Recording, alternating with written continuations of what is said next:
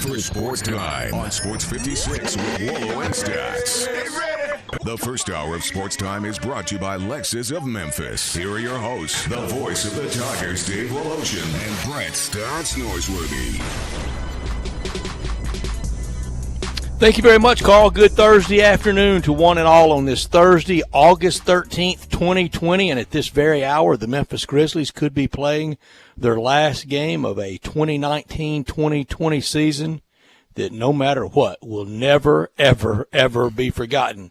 They also could be playing their way into the 8th seed or playing their way into the 9th seed with those games starting on Saturday. If they are the 8th, they only have to win once. If they're the 9th, they would have to beat whomever's the 8th 2 times. So could be guaranteed a little more basketball after today, but maybe not. At this very hour, Dallas and Phoenix starting as well. We'll have our eye on that. Phoenix a 9-point favorite in that, and they are probably the team of the bubble, or a good story of the bubble. I don't think they're the best team, but the record they have amassed in the bubble is very impressive in how they have played. The Grizzlies installed as a 3.5-point favorite against Milwaukee. And Drew Barrett co-hosting with me all week, as Dave will be back with us on Monday. Drew, I don't recognize that Milwaukee team they're running out there today. Yeah, I don't either. I mean, it's just so many names are off, and which is exactly what we thought was going to happen when we picked all these slates of games. When I picked the Grizzlies to go 5-3 in the bubble, and looking back, might have been one of the worst picks that I've made on these airways. But I no, truly you've had thought, worse. Yeah, right. I love you, buddy, but you've had worse. You're right. I have, and I think and I have too. But this is exactly what we thought was going to happen. That the Bucks were going to sit people, that they weren't going to be at full strength, and couldn't have come at a better time. It might not. It's technically not must win, but it's as close to must win as must win can get. It's really close to it. It would make things a lot more comfortable if they won. It's some different lineups around the league today, and already finals from down in the bubble. Early game today, the Washington Wizards. Well, they decided to show up on their way out of town. You know, they're ready to get out of there. They never wanted to have to show. They did. I don't know why. I still don't know why they were made to play. I guess for the regional TV money. I don't know. About 8 teams didn't play what we thought was the required 70 games for the regional sports networks. But anyway, they won 96-90 over Boston, and that was not the Boston Celtics out there. And it was not the Los Angeles Lakers, Carl. I know you're a big Lakers fan and a big LeBron fan, and he wasn't there, and they weren't there, and the Sacramento Kings were able to win easily when defense was not a requirement today in the bubble, 136-122. At 5:30, San Antonio, an 8-point favorite over Utah. At 8 o'clock tonight, we will be watching, win or lose, for the Grizzlies at 3 o'clock. We'll be watching at 8 o'clock with Portland, the team the Grizzlies played in the first game back and lost the heartbreaking overtime affair to, and it kind of set the tone for the Grizzlies in the bubble, and then the Jaren Jackson Jr. injury sealed the tone for the bubble. They are 9.5-point favorite over Brooklyn tonight. I can't see Brooklyn being very inspired, and that's a lot of points for a bubble game. And then the last game of the restart before we get into either the 8-9 game or the playoffs this weekend, New Orleans, one of the real disappointments of the bubble. The darn bubble was about built for, I don't know, about 20% built for the Pelicans, and they haven't done a whole lot. And they are a 4-point underdog to Orlando, playing in Orlando but not feeling like they are at home. So, Drew, are you trying to pull Jerry Lewis telethon today? I didn't realize you'd pull the middays. Yeah, I'm being Mr. Marathon Man today. Be also be pulling it tomorrow, doing middays with Gabe Kuhn, and then of course right here on Sports Time 3 to 6 with you. But I can honestly, you got enough left for me? Yeah, I got plenty. I've got plenty left. But Good. I can honestly say if I leave here and a thought pops in my head going, man, I just didn't have time to get to that. There's no way. I've got it in. I've had 6 hours to get anything I could possibly want to say in today. So I'm pretty sure I'm gonna leave today with the tank empty and hope, and good Lord willing, fully charged and ready to go again tomorrow. Yes, sir. Yes, sir. I hope you don't leave tonight. Darn, Brett just wouldn't let me talk today. No, I won't. because you've had the time to get it in today, and we hope everybody can stay with us until 6 o'clock. We hope Drew can stay with us until 6 o'clock today and be Be back bright and early tomorrow at 10 for middays with Gabe and with us tomorrow afternoon at 3. But we're with you until 6 o'clock, and you can be a part of the show, and we want you to be. 360-8255 at the First Bank phone line and 67129 always at the First Bank text line. And we will keep you apprised of the Grizzlies details as the game is getting ready to start from down in the bubble. A lot of college football news today. Reportedly, the ACC meeting at this hour, 4:30 Eastern Time, or in about 30 minutes, 3:30 Central Time, shouldn't be all reports, including from our friend Matt Michelle from the Orlando Sentinel, that it shouldn't be any blockbuster news. It was a pretty regularly scheduled meeting. SEC about the same, but with other colleges not deciding not to play today, and it official with the Southern Conference, official with some other conferences, including the Southland Conference that Central Arkansas plays in. But Central Arkansas with a really sharp athletics director that I know a little bit and know his reputation more than I really know him, to be candid about it, Brad Teague, and he was a finalist a couple times for the athletics director job at Ole Miss, with a lot of Ole Miss ties and a lot of friends in Mississippi. I think Brad was at Delta State at one time. I mean, wherever he was, but a lot of contacts in the state of Mississippi, and a really sharp guy. He's the athletics director of Central Arkansas. He's trying to cobble him together a schedule. He wants to play somewhere, and you're about going to you're going to see a lot of that. I said it was going to look like barnstormer football. And even today I saw where Billy Clark at UAB said he's open to playing home and homes. Yeah, I mean, if you got to get the games in, you got to get the games in. And this wouldn't be the first time we've seen home and homes. We saw Liberty and New Mexico do it last year. And New Mexico also is one of the schools, or New Mexico State is also one of the schools, I believe, that decided to forego college football in the fall and hopefully plan for the spring. So if we just got to get the games in, I don't think anybody would be opposed, as long as it's done in a safe and healthy manner, to where the players aren't at risk and everything, protocols are being followed and tests are being done.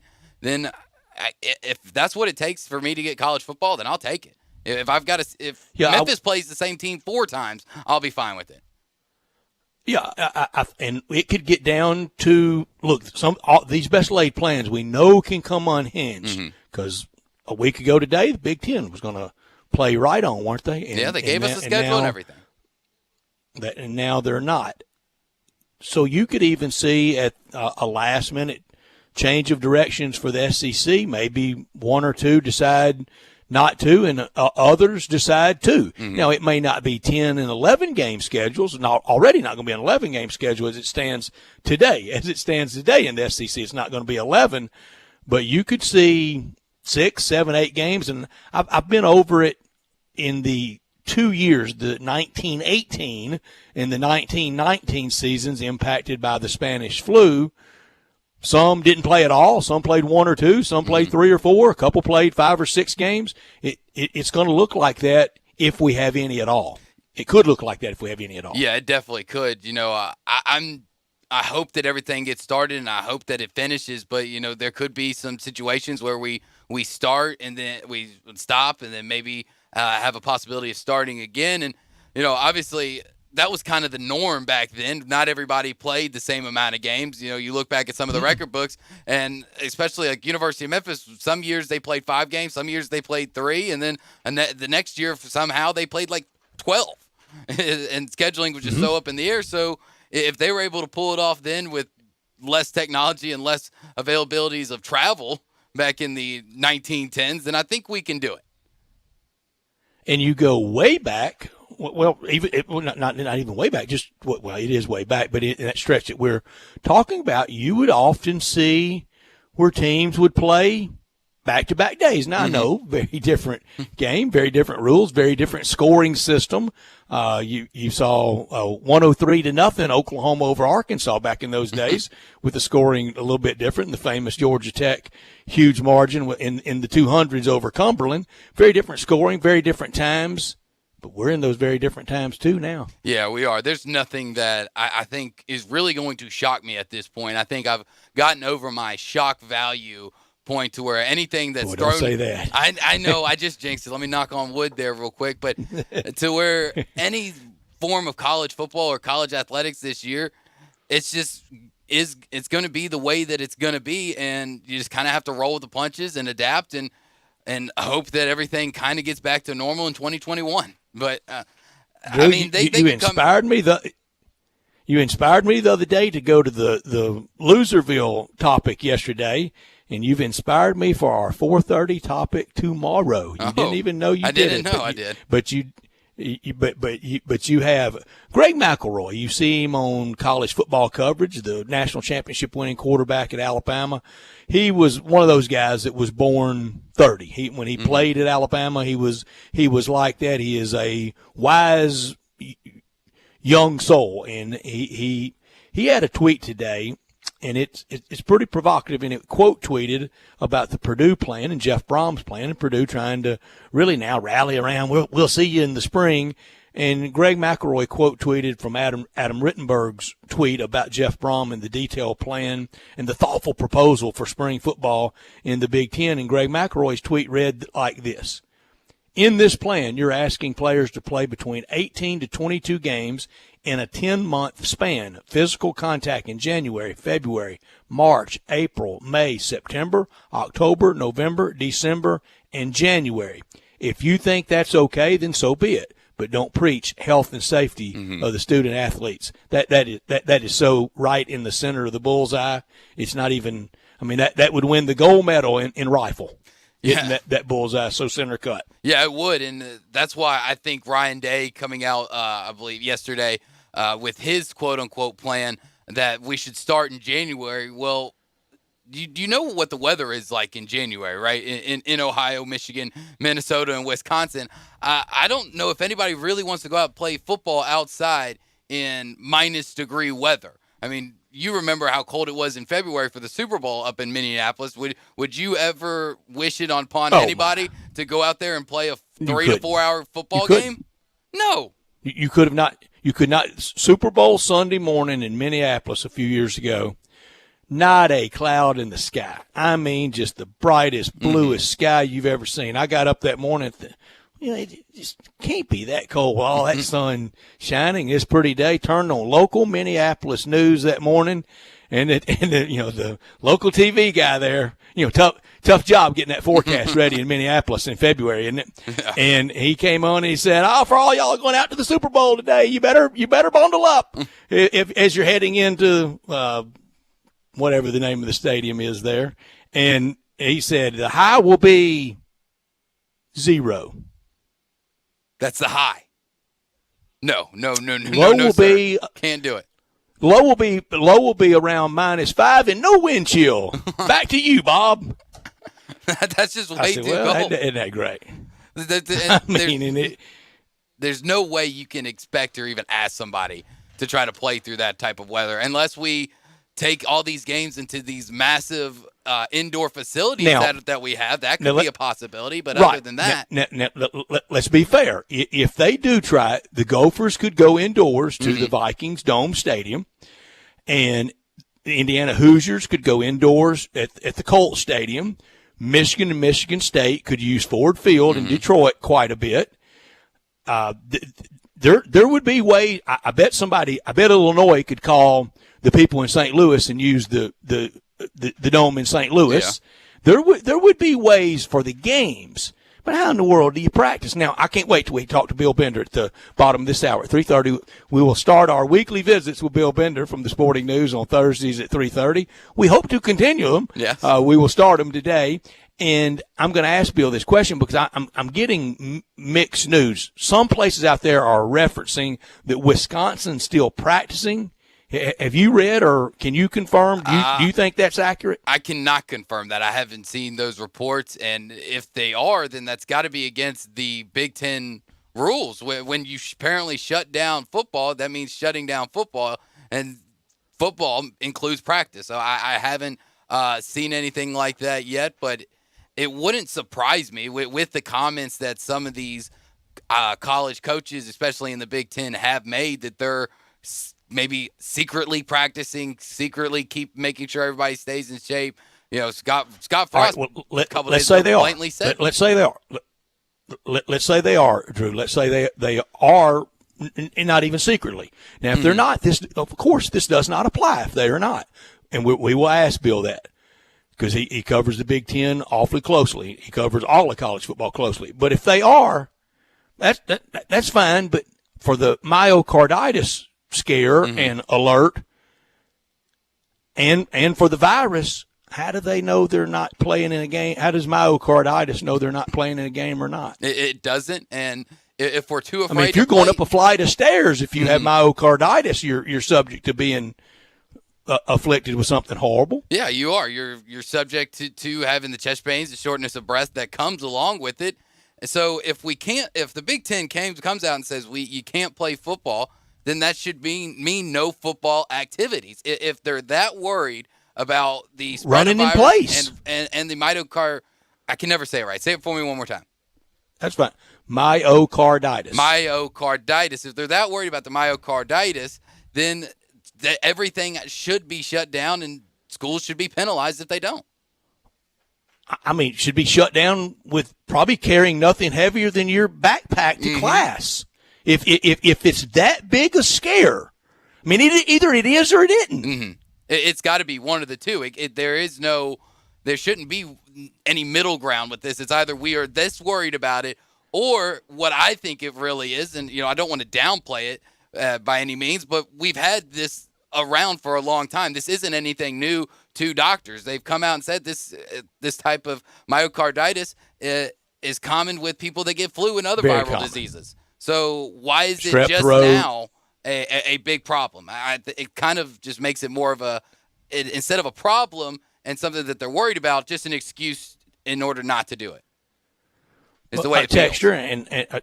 A texter 67129 says, "Hey Brett, I think there was a tweet from Barry Alvarez saying they will continue with the 20-hour practice week." Well, I mean, again, we got a heck of a disease that doesn't know whether they are playing football or they're not. Drew, I want to ask you, because I have not, and I probably wouldn't have unless I was at AutoZone Park going to Redbirds games during this time anyway. But I'm never out late at night. Have you been out to a club, to a bar during this? During all this COVID-19 and stuff? No. Yeah. Not since the last time I was out at a bar or anything like that when throughout all this was probably St. Patrick's Day. Sports had just been shut down. It's been safe. It hadn't, and at that time, in my defense, COVID had not made it to the Mid-South. At least we hadn't had any confirmed cases at the time. So in my defense, for anybody that wants to jump on me saying sports had already been canceled at that point, what are you doing? Well, there was no confirmed cases here, so I didn't feel like it was that big of a deal at the time. But since then, I have not been doing any of those type of activities. Now, right now in Shelby County, the restrictions are bars, night establishments like that shut at 9 o'clock. Is that right? 10 o'clock. And 10 o'clock. For these places to stay open, their sales has to be 50% or more of food. So some restaurants will honestly, like I went to a restaurant in Cooper Young the other weekend. I had already eaten, wasn't going to eat, just hanging out with a few friends where I know where they've been and have been tested. And they made me order food just so they could stay over that 50% mark.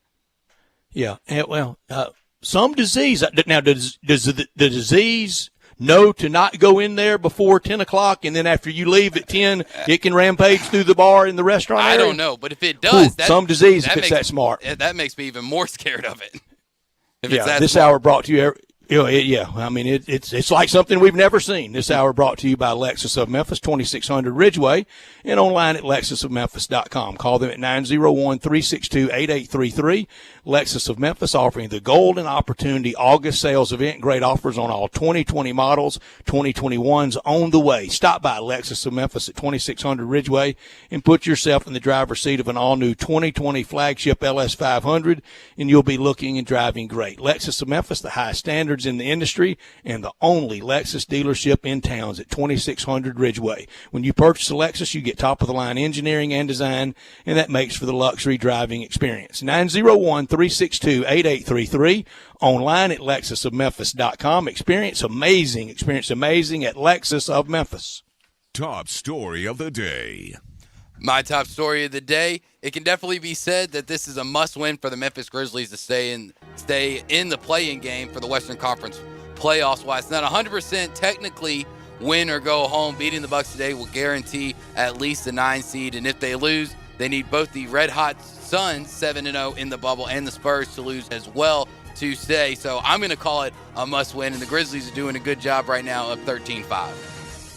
Up 13-5 early over what they say on the front of their jerseys is supposed to be the Milwaukee Bucks. My top story is today, the last day of the interminable 2019-2020 Grizzlies season.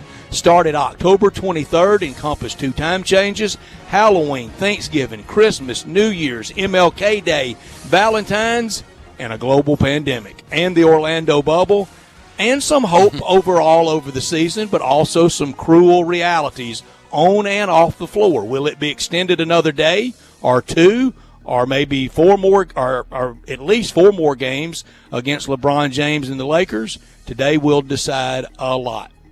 Not top story of the day. My not top story of the day, the hopes of the Nebraska Cornhuskers making a move to possibly go back to the Big 12 disappeared with a joint statement from Chandler, Ronnie Green, and President Ted Carter saying the University of Nebraska-Lincoln is a fully committed member of the Big Ten Conference.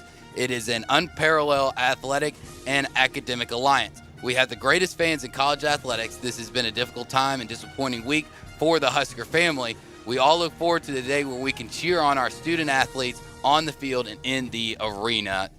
In the back of my mind, I knew 100% they weren't going Never anywhere. happening. I wanted to flirt with the idea of going back to the Big 12 where they truly belong, but it was never going to happen. Never going to happen. Always fun to be the revolutionary, to be the one that's going to buck the trend, always to be the outlier until you're faced with reality and the bosses make you come to heel, and they did. My not top story, the Buffalo Blue Jays promptly got down 8-0 in their first game at home in Loserville. They came back, but just like all the teams do in Loserville, they break all 3 fans' hearts in extra innings. Buffalo going to be a loser. They're going Buffalo. 14-11 game, about like a heartbreaking loss for the Bills in Buffalo. Yeah, no matter who's playing there, losing's going to follow. They are. We are always proudly in our Family Leisure Studios, aren't we, Drew? That's right. We are here in our Family Leisure Studios where family and fun come together. Save now on your 2021 swimming pools by buying now at 2020 prices and save your spot for first installment of 2021. Patio furniture, 20 to 30% off. Play gyms are in stock. Beat the heat with an indoor game table or slate pool table. Pool toys and floats up to 30% off. That's Family Leisure, 2120 Whitten Road, just north of I-40. I said we will talk to Bill Bender from the Sporting News. He will be with us at 3:30. At 4 o'clock, we will go to Orlando and visit with NBA writer from Yahoo Sports, Keith Smith, on all the developments there. Tim Doolin on baseball around 4:30. And from the Tiger Sports Network, looking forward to visiting with Jeff Brightwell. And at 5:30, we'll talk NBA and Grizzlies because we'll have a lot more direction about where the rest of the Grizzlies season will be going. We'll wrap it up about 5:50 with Taco Bell Crunch Time. But coming up next on Sports Time with Drew Barrett, Brett Norsworthy, and Carl Morris, it will be Bill Bender from the Sporting News. Greg Gaston and Eli Savoy get you through the midday with Sports 56 Middays. Delivered by FedEx. Weekdays from 10 till 1 on Sports 56, 96.1 and 87.7. Great news, sports fans. The Butcher Shop Steakhouse is now open for dine-in service. Make a reservation and enjoy a mouth-watering steak dinner. Or, if you prefer, take it curbside. In addition to their fantastic steaks, the Butcher Shop Steakhouse has a variety of entrees, including Canadian lobster tail, crab-stuffed shrimp, pan-seared red snapper, and fresh ground steak burger with portobello mushroom sauce. Planning to cook out? The Butcher Shop Steakhouse offers a great selection of fresh Angus beef, hand-cut steaks and burgers, lamb chops, Atlantic salmon, and more. Make your reservation for dine-in or pre-order for curbside pickup. The Butcher Shop Steakhouse, dine-in, curbside, and delivery. Plus, enjoy the sizzle of top-quality Butcher Shop steaks on your own grill. Call us at 757-4244 and visit our website, thebutchershop.com, for menus and more. The Butcher Shop Steakhouse, Walnut Grove and Germantown Parkway. Farmers Insurance knows that when you're in the car and that song comes on, yes, that's the one, you have no choice but to pull out your imaginary drumsticks and smash those cymbals and stomp on that kick pedal, which unfortunately is the accelerator pedal. And we covered it. Talk to a farmer's agent who knows a thing or two because they've seen a thing or two. Call Chad Gatlin at 901-235-1176 or get a fast quote at memphisfarmers.com. We are farmers. Bum, bum, bum, bum, bum, bum. Underwritten by Farmers Truck Fire Insurance Exchanges and Affiliates. Products not available in every state. That's what protecting your car could sound like with 303 Touchless Sealant. Just spray on a wet surface, rinse off, and dry. It's the sound of twice the protection as traditional waxes and insane water beating you have to see to believe.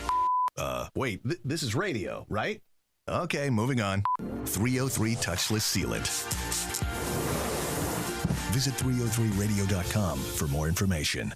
I Buy Houses, 901-406-1101. That's 901-406-1101. I Buy Houses. I Buy Houses will buy a house in any area, in any condition, and yes, it's guaranteed to close in 5 days. If you need to sell your home quickly, call 901-406-1101. If you've been through a divorce, if you lost your job, if you're tired of renters, I Buy Houses can get you your money quickly. I Buy Houses will buy your home in Shelby County, DeSoto County, Memphis, Bartlett, South Haven, Horn Lake, Olive Branch, anywhere and everywhere in between in any condition. And yes, they're open 24 hours a day, 7 days a week. I Buy Houses, 901-406-1101. That's 901-406-1101. Grab that pen, 901-406-1101. I Buy Houses. Now, back to Sports Time on Sports 56 with Wolo and Stats. This hour of Sports Time is brought to you by Lexus of Memphis. Here once again are Dave Woloshin and Brett Norsworthy. What I'm saying is, this is the anthem. Throw all your hands up. Y'all got to feel me. Sing if you win. We welcome you back, and we look forward to, as always, a year of talking college football at this time with Bill Bender. Never has there been so much speculation and, frankly, fear heading into a college football season as we head into this one. But we always look forward to visiting with Bill Bender from the Sporting News, national college football writer, on Twitter at BillBender92. Yeah, that 92 is a tribute to his favorite Green Bay Packer ever, Reggie White, the Memphis Showboat, the Tennessee Vol that he was, also a member of the Philadelphia Eagles and late in his career, Carolina Panthers. But it was with the Pack when Bill Bender fell in love with him, and we love Bill Bender, and we're glad you're with us for another year of college football talk. Bill promised me we will start on time, and we will have a national championship game in January, and then we will say goodbye to you in January. Promise me that. I will try. I mean, it may not be the same. Obviously, we've got 70-some schools in, 50-some schools out. Probably, Brett, I would say my life, I've been fortunate enough to do college football for 8 years at Sporting News, and this is by far the strangest week of all. Never thought we'd get to this point, but it's where we're at, and we got to pick up the pieces. Yeah, Bill, it definitely has been some strange times that we are living in. Brett just said, well, obviously, hopefully to have you through January, we could possibly have you through March or April. I mean, how confident are you in some of these schools' plan to have a spring? Drew, that's not in his contract. Oh, that's not in Bill's okay, contract through March or April. Okay. We would have to renegotiate on the fly for that, Bill. Oh, I'm sure I can make exceptions for you guys. But no, the spring option in the Big Ten, at first glance, it's really hard to pull off, right? Because, A lot of star players aren't going to play. Justin Fields would probably look at the NFL at that point. B, the 2 seasons in 1 calendar year debate, and that's really the sticking point on Twitter right now. I mean, I don't know what the number of games of you can, feel good about. I mean, once it gets to 20, you're pushing it. But if that's the only option they have, and I made the case yesterday on a show, I said, I'll ask you guys, if we have a choice in April and we're watching a Final Four semifinal between, an ACC team and Michigan State, and then a football spring championship game between USC and Ohio State at the Rose Bowl, I think I'm watching that Rose Bowl game. I know I am. I'm watching college football probably above just about anything else. Drew? Yeah, I'd probably tune into the college football, even though I love my silly little bracket in March Madness. But college football is definitely a little bit ahead of it. Oh, I'm going to have my bracket handy. I'm just going to be watching college football. And I got that zany button on my remote control. What do they call it? The go back button. The return button? Yeah, the return button. I can go back and forth, but college football is going to be my priority anytime, anywhere. And Bill, I think during this, and not just because my St. Louis Cardinals are flailing about like they are, and not just because Rob Manfred couldn't run my fantasy football league that I was in for a long time, no longer in it. I used to say baseball 1, college football 1A. I think during this I've gone back to college football 1, baseball 2. Yeah, it's tough. I mean, we're scrounging for any sports we can. My 9-year-old son and I are watching Game 2 of the Blue Jackets series right now, and Game 1 was rough the other night on top of all that Big Ten news, but it's sports, and we'll take it, and we'll root for our teams and go from there. But for me, it's always NFL and college football, and I think you're seeing the difference between the two in terms of organization now. The NFL, the value of a players' union, the value of safety protocols, the value of being a professional organization. There have been hitches. There's been some comical ones, obviously. But college doesn't have that. And college didn't have that unity among the Power Five this whole process through. I mean, whether it was through the scheduling or announcing and protocols. And now, I mean, Brett, I guess the thing that strikes me most is it looks like 5 different conferences have 5 different sets of medical experts, and that doesn't make me feel any better if I've got to go to the doctor. No, when I go to the doctor, I want to be told the facts, Jack. I want to be straight with them and tell them where it hurts, and then they tell me what we have to do about it. Although, Bill, I will tell just really briefly. One New Year's Eve, I was set to leave for the Cotton. I was set to go to the Liberty Bowl. I was on Liberty Bowl that afternoon and leave for the Cotton Bowl the next morning, and I had a hellish appendicitis attack. And I'm standing there with 2 friends of mine that are doctors that I like both of them a lot. And one was saying take them out, and one was saying leave them in. We left them in, and I was fine. I'm glad I didn't go under the knife. And you can get conflicting medical advice. Yeah, you can. And I mean, there is a little bit what I don't like and what is happening. And I don't get into politics much, but I think college football has obviously been politicized a little bit between North and South, red and blue, those kind of things. I mean, we have a state-by-state breakdown of who's playing and who isn't. And, I mean, I hate to put it this way, but if you matched up the states next to an R and a D, it'd be pretty close, wouldn't it? Yep, it sure would be. And the SEC in the last election was 11 for 11 to President Trump. And that's what I'm saying. But I really don't think that's it. I just think the SEC in particular recognizes the economic value of pushing through and playing football, because Mississippi don't have an NFL team. Alabama don't have an NFL team. In Georgia's more important than the Atlanta Falcons. And those kind of Arkansas things. doesn't have an NFL team. Exactly. So Tennessee's more important than the Titans. I mean, it just is. And I know that from covering the conference, and it always felt like an NFL light anyway. I think Greg Sankey's been pretty responsible. Here's my thought, though. I thought the Big Ten did the right thing with the conference-only schedule, and everybody lost their mind because they were the first to do it.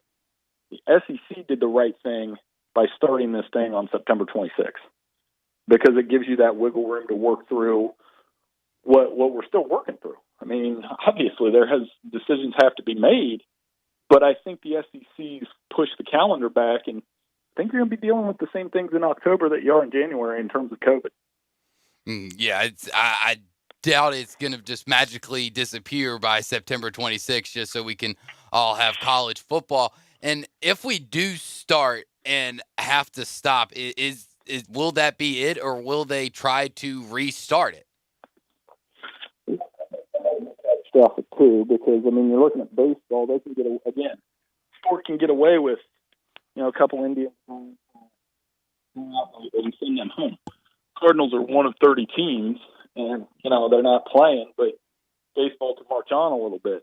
I think college football will be a little more complicated than that. Be dealing with student athletes, dealing with liability, all of these things that work, dealing with an increasing player movement that I thought was a good thing. I'm glad players are getting their voices out there and pushing for things that are well past overdue.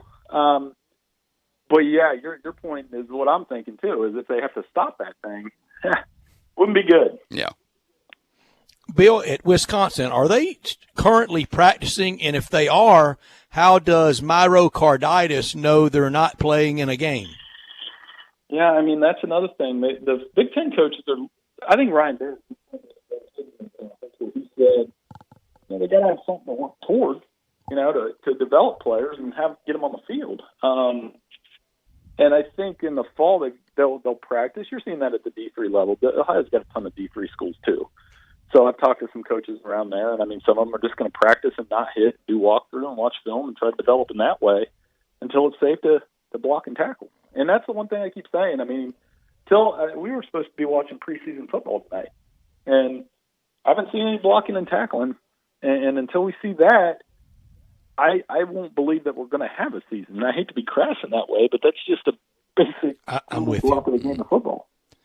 Yeah, I'm with you. I almost have to see it. And, Bill, I almost have to see – I need dates, times, network affiliations. I need a little more meat on the bone from the SEC. It's a lot of happy talk and kind of trying to rise above it, but I need a little firmer plans. Right now, it looks like a maybe to me. Yeah, and I still think that's where we're at. And I have a lot of – if we're being honest about it, I don't think they're going to play. I still don't.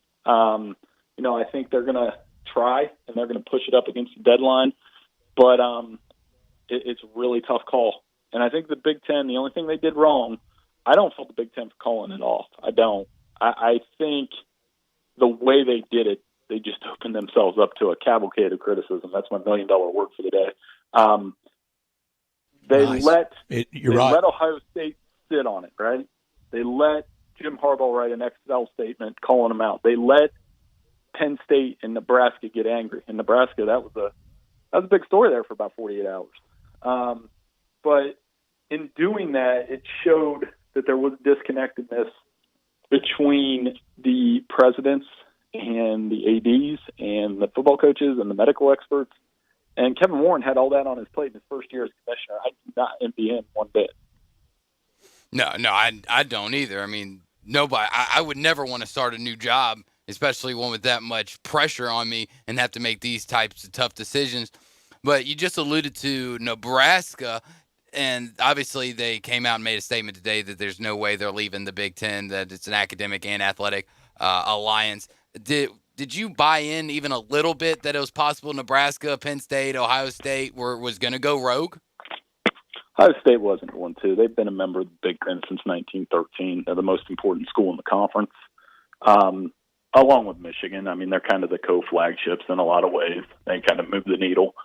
Penn State, I didn't think so either. I mean, they've been around 30 years. Nebraska, though, that was the one that got my attention just because it works both ways. I think on Nebraska's standpoint, they came into the Big Ten, expected to play Ohio State, Michigan, Penn State, expected to be on that level. On the field, they haven't been on that level. 9 years struggled.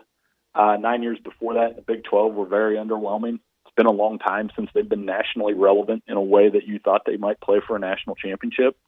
Off the field, and that's how I think they feel. I think the Big Ten, I grew up around this conference. They kind of look at Nebraska as an outsider, and Nebraska's probably wondering inside their head, at least their fans, I bet you most Nebraska fans, if you pulled them, would you rather be in the Big 12 or the Big 10? It would be at least 50-50, and I would tend to believe that it would favor going back to the Big 12. Yeah, I do too. Bill Bender, our guest from the Sporting News. Last thing for him on this day. We will visit with him again next week at 3:30 on Thursdays. Bill, if they play, if the three Power Fives go on, ACC, SEC, Big 12, and non-Power Fives, the other teams like the Tigers and AAC and other conferences, if they play, I have never felt like this before, and I want your opinion on it. I've always said no matter what the playoff is, 2, 4, 6, 8, 50, 90, whatever it is, I want the best teams in there. If it's two teams and two teams from the Big Ten, fine. If it's 4 teams and it's 4 teams from the Pac-12, fine. If it falls the SEC's way, fine. For the first time ever, I'm changing that. If for no other reason, in solidarity for them out there, air quotes here, with us, I would say a representative from the 3 Power Fives and 1 from non, and that's your college football playoffs. What would be your plan if we play at all? I mean, they can do it without the non just because we've seen it recently. That's what I talked to Bill Hancock about yesterday. I brought it up to him, not the other way around. I said, you did have a playoff with Alabama, Georgia, Clemson, and Oklahoma. It's not like it can't be done. And but to your point, if a conference has an opportunity more than any other, and it's right, you know where I'm going, American Athletic Conference. If a Memphis or a Cincinnati went 10-0 and was undefeated and had that in their direction, UCF, another one, they're in. This is the year to get that chance. And I think they know. This is the year to get that chance.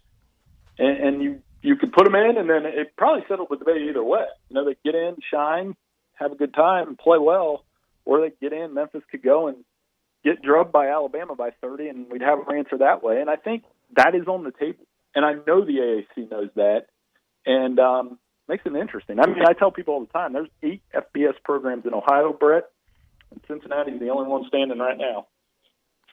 That's right. So there is a power vacuum to fill. Bill Bender, we will talk with you every week at this time. We look forward to it. Our best to you and yours.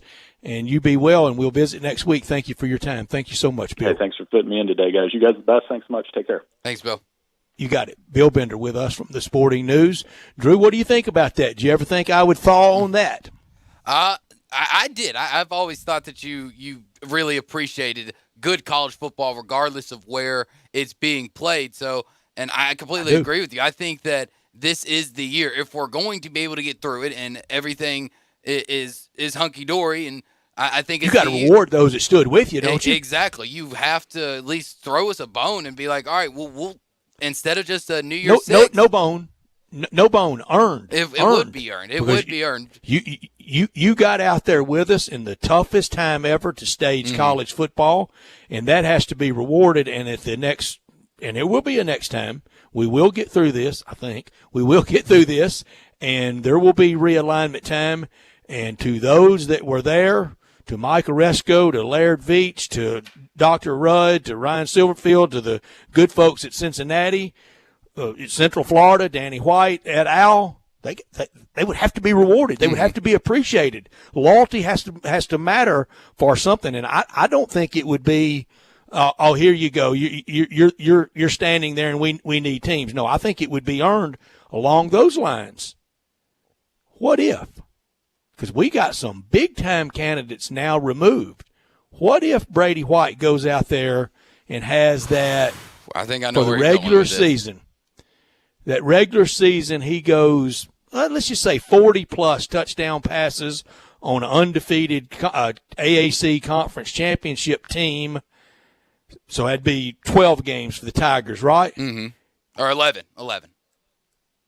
11 regular season games and then the conference championship game, right? Yes, 12. So 12-0, 40 touchdown passes, 6, 7, 8 interceptions.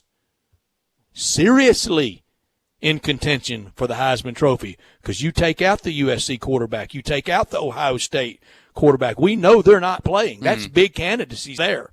We're going to award a Heisman Trophy, aren't we? Yeah, we will. I mean, if we play, then there will be awards and trophies being given out. And, I think we've kind of flirted with the idea of Brady being at least an New York invite possibility if he had played with everybody playing. Everybody playing. Now, if he has the season that we all think and know that he can have, he could be a top 3 contender for it. And I don't think that's outrageous to say. And you go back through college football history and Heisman Trophy history. Now, it certainly wasn't a pandemic. Heisman first came around in 1933, so it was no Heisman awarded during the Spanish flu years of 18 and 19.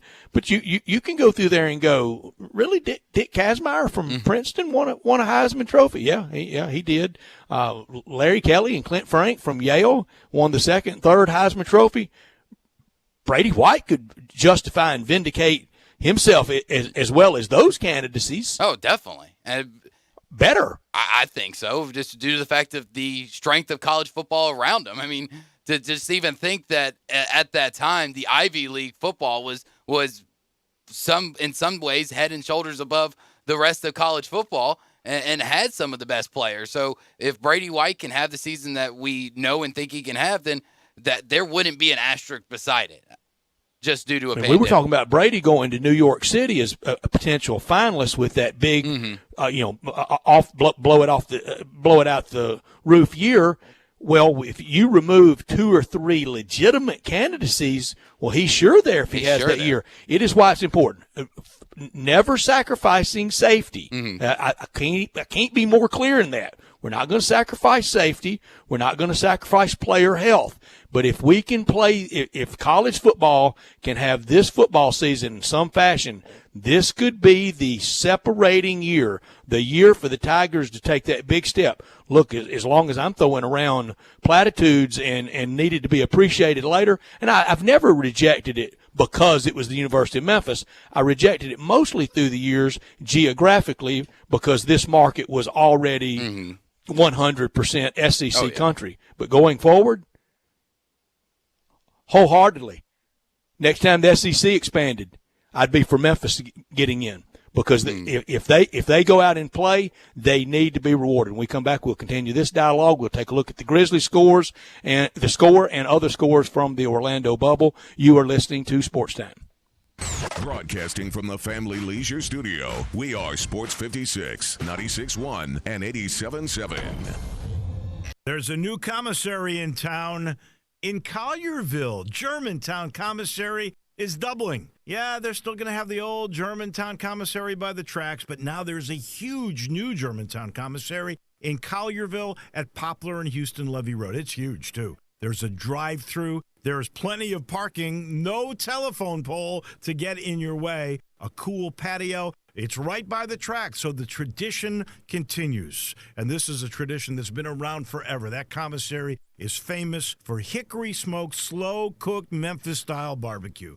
They've got a private party room at the new one in Collierville. Self-catering still continues. Party packs for $5.95. Basically, the great ribs, the great pulled shoulder, the great deviled eggs. Everything is there in Collierville and Germantown now. So there is now a Germantown and Collierville style of barbecue. It's called Germantown Commissary.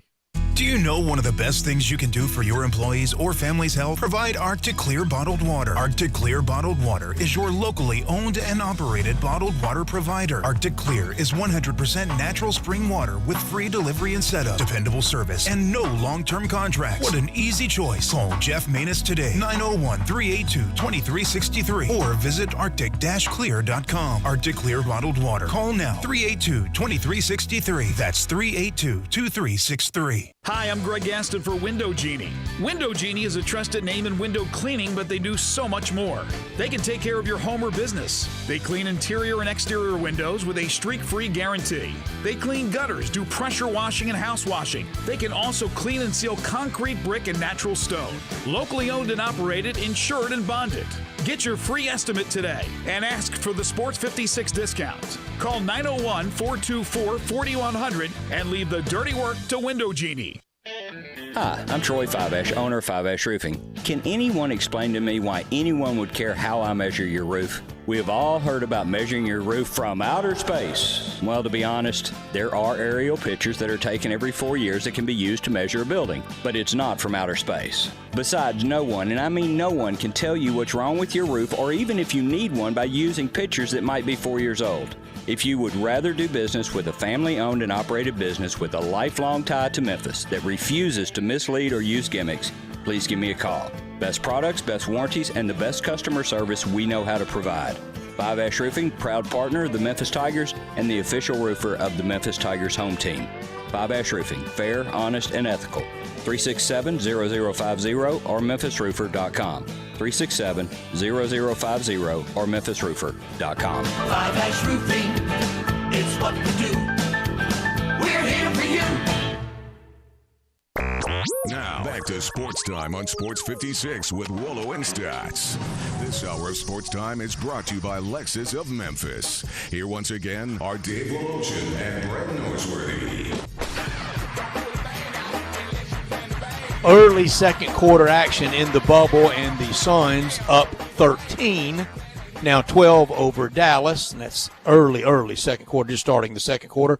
Grizzlies midway through the second quarter lead something in Milwaukee Bucks uniforms, 40-35. Take it any way the Grizzlies can get it today. I thought going into the day that all the teams in the West that needed to win would win, and that would be okay for the Grizzlies. Yeah, it wouldn't really affect us still getting in the play-in. Now, obviously, you'd rather be playoffs. Play in.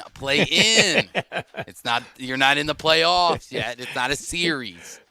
But get you into the play-in. Obviously, you want the 8 seed, though. That way you only have to win one. And from everybody that I've talked to, nobody really has a lot of faith in the Grizzlies beating a team twice in a row.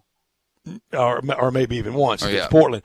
What about if they're the 8th? Do I have a little more to stand on? Because that would have been playoffs without a global pandemic, Drew. Come on. The first wild card team still has to play in the wild card game, don't they?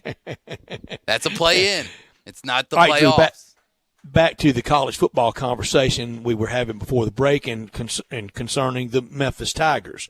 Here's the case I could easily make on the next round of conference expansion to somebody that might be going, well, Brett, you said it would never happen because they already have this market. Well, they still have this market. Why is it going to happen then? Because going forward, because of finances and proximity to being more of a local flavor, a local footprint, I think that the next time the SEC expands, it's not going to be any of that highbrow thinking, getting Notre Dame and Texas. I know Texas would be close to A&M, but that would be the only one. I think it would be a little more proximity. Somebody like Oklahoma and Memphis would be right here in the footprint and finally established, as you and Dave said when asked, y'all said football school first now. I respectfully still disagree with that, but the idea of ever having that conversation. Yes, the idea of even having that conversation and me saying that I think that we're slowly becoming a football school first,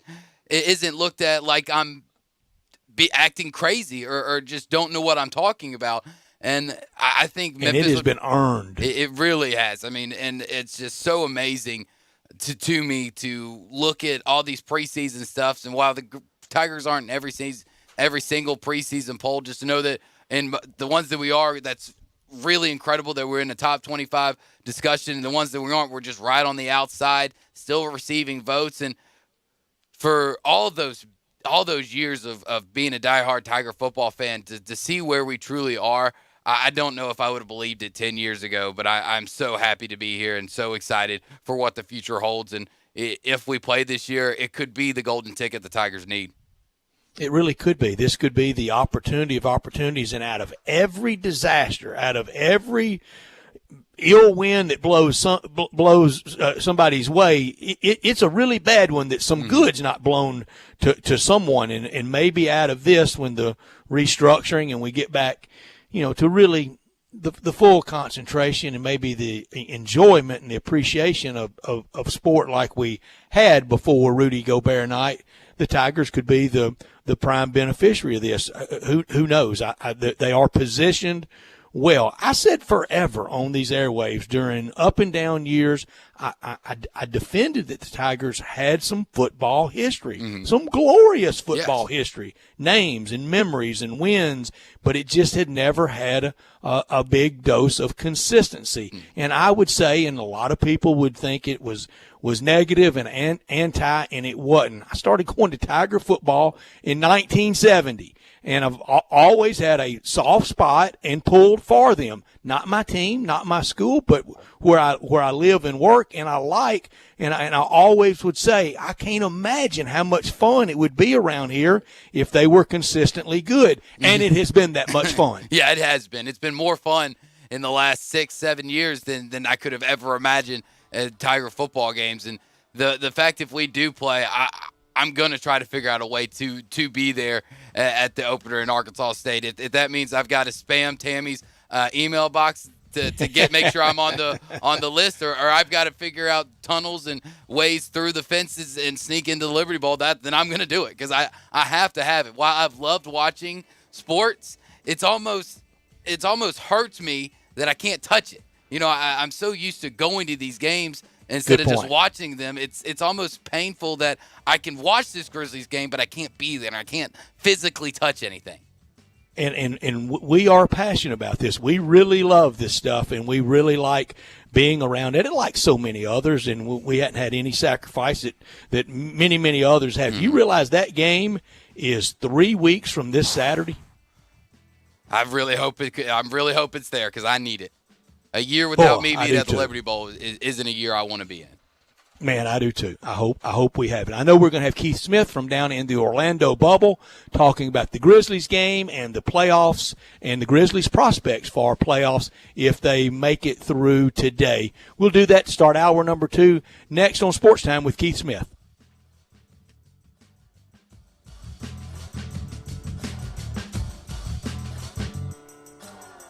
The folks at Homer Skelton Hyundai want to say thank you. Thank you, Memphis, for another spectacular year. They set records, but I can understand why. You think about the product. Where else do you get a 10-year, 100,000-mile limited powertrain warranty? That's what you get on every new car at Homer Skelton Hyundai. Oh, and thank you again for the 11th straight year, the #1 certified pre-owned car dealership in all of Memphis. It starts with that product, but then it goes to the shopper assurance. Where else do you go where you get transparent pricing, flexible test drive, take the car for a couple of days if you want, streamlined buying process? You're not going to be there all day, in and out. And then, and I have not seen this anywhere else, the 3-day worry-free exchange. You buy a new car, if you've got any buyer's remorse, you've got 3 days to change your mind. Just get on Lamar, take it into Mississippi, the first exit's Craft Road, turn left, and go see Chris True and all the gang at Homer Skelton Hyundai.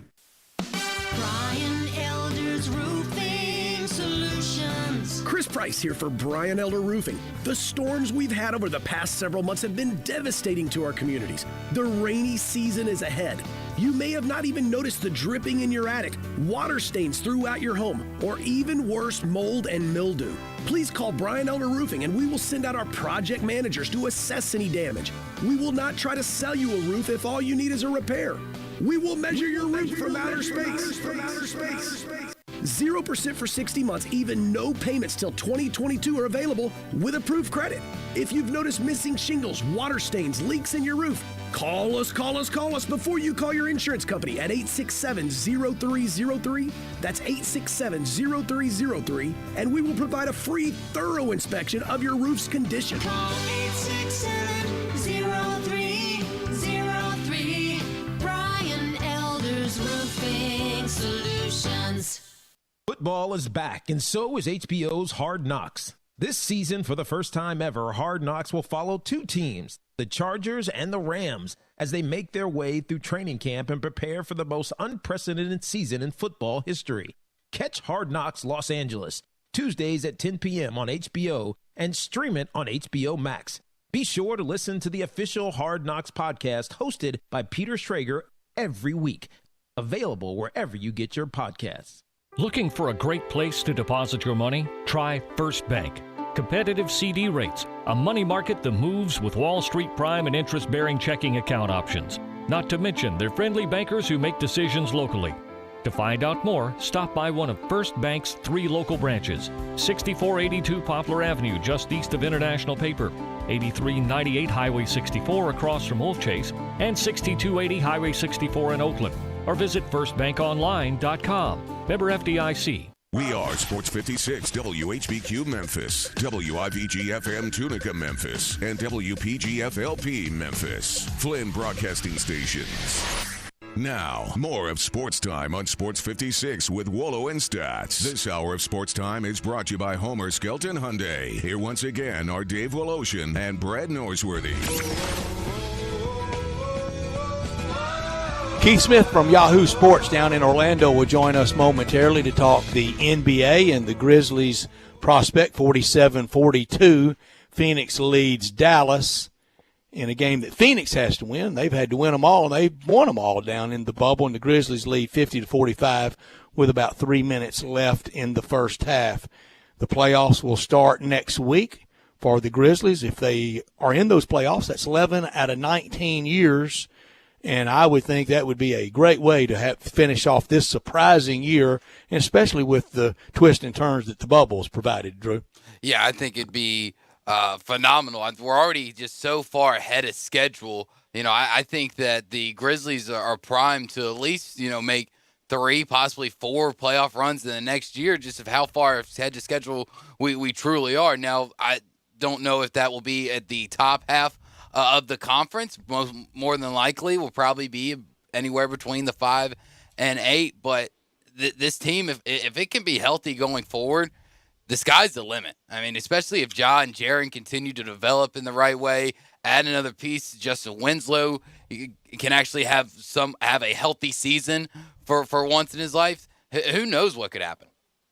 I want to see them stay healthy because we haven't seen that in 2 years. That's just 2 years for Jaren Jackson Jr. Keith Smith joins us now from Yahoo Sports. He's on Twitter at Keith Smith NBA down in Orlando. He's been great to us during right before and all the restart and the entire Orlando bubble that has gone off with just great aplomb. Keith, the NBA games today were very important for us here in Memphis. On Twitter, you were like me earlier today. I agreed with you that I thought most of the teams in the West that needed to win would win, and that would put the Grizzlies in the 8-9 game. Yeah, I just think they're playing against teams that don't really have a lot of motivation to play guys very long so far. We're seeing the Bucks are playing some of their guys today, but I would expect most of the regulars to be done right around halftime or probably early in the second half. And in the other game that's going on right now, Dallas sat a couple guys out, and Rick Carlisle was pretty cagey when he said when they asked him how long Luka Doncic would play, he just kind of smiled, laughed, and said, "We'll see." So I think those teams have a pretty good advantage to get those wins, and you're absolutely right. If as long as they win, Memphis is going to take care of what they need to take care of. Yeah, Keith, and sticking with the team that the Grizzlies are playing right now, the Bucks, do they have the most pressure going into the playoffs due to the fact that they were so close last year in the Eastern Conference Finals? Yeah, I think it's right up there. This is going to be a couple years in a row now. If they can't get this done, that folks are going to start to wonder, hey, what's going on there? And the question has always been with Mike Budenholzer coach teams is, are they just good in the regular season? The playoffs are all about adjustments. And if they can't make the necessary adjustments in a playoff series as the other team makes adjustments, they're going to be in trouble. So that's going to be something very much that everyone's going to have their eyes on. Keith, for the Grizzlies, if just in the 8-9 game, even if they're the 9 and they got to win twice, or they're the 8 and they just have to win once, that was kind of the plan heading into it. With all the injuries, particularly to Jaren Jackson, we can stamp successful year on this Grizzlies team. But if they don't, if they were to lose today and they're out, even with the injuries, Orlando was a nightmare, wasn't it? The Orlando part of the year is, but you don't want to lose the forest for the trees there. It was still a fantastic season for Memphis. Many, myself included, thought they might be one of the worst teams in the league this year. That just is generally how it goes when you're that young and you're starting a rookie point guard right out of the gate. It just doesn't usually come with success, and they have overcome that. They have a bunch of guys who play really, really hard. They all fit very well together. So I wouldn't want to say it's not still a pretty good year if they don't make the playoffs. But I am in agreement that the Orlando portion was definitely a problem.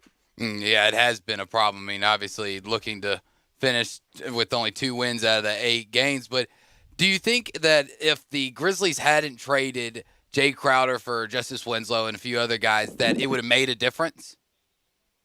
It may have, because Jay Crowder is a pretty good player, but he's been a lot better for Miami than he was for Memphis. He couldn't throw the ball in the ocean when he was with the Grizzlies, and now it feels like there's games he plays with the Heat where he can't miss a shot. So I think that is, that part's tough. It wasn't a trade I loved at the time because I didn't like taking on the extra years of Dion Waiters, and that's now just dead money on the books. But with the way things are going, that doesn't look like that's going to have a huge impact. And I think in the end, when we look at it a year or two from now, if he can get and stay healthy, it'll look pretty good having Justice Winslow on the team. Keith, Drew just talked about the Grizzlies right before we brought you on. The Grizzlies being ahead of schedule. I'm with you with a rookie point guard and a rookie head coach. I had 22 wins for this season. The Vegas over and under was 26.5, 27 or so. They blew through that. I was wrong. They had the really overachieving year. But Drew was talking about really poised to make noise or to be in the playoffs for years to come. Do you think that they are? Because there's some crowded it's pretty crowded down there in that 7, 8, 9. Dallas will keep getting better. You see what Phoenix has been able to do in the bubble. Sacramento, we keep waiting for their young pieces, and maybe one or two others. Do you think it's really that bright of prospects for the immediate future for the Grizzlies? Yeah, and let's not forget the Golden State Warriors are going to be back in a big way. Yeah, how could I forget year. them? They're going to be an absolute tough team out as well. That's the problem in the West. You've got. I just put it out on Twitter. The only teams, when you kind of look at it, that you could probably say I feel confident they might not be very good next year is the Minnesota Timberwolves. They just don't have enough defenders. They've got too many holes. And then it was funny, a lot of people fired back with the Sacramento Kings, and I guess that's more of until they show us that they're not going to be bad, I don't know why we would believe in them. And then everybody else in the West is going to be good. And that's the tough thing. You could have very much a year for Memphis where they are much improved and they play a lot better and they have a worse record and are playoff contenders because of just how deep the Western Conference is. Mm-hmm. And speaking of a team that's like that in the Western Conference, why should I believe you until you show me? Should I start to believe in Phoenix with the magical 7-0 run here in the bubble, or should I just continue to believe they're going to screw it up because that's what Phoenix does? Yeah, you want to, right? Because it's been a long time since the Suns have been good. So, I'm hopeful for their fans that they keep it going. But, yeah, it's just, again, they might be another team that gets caught up in just how good the rest of the West is. I think when you look at, let's take the top 7 teams, and you probably feel pretty confident in them.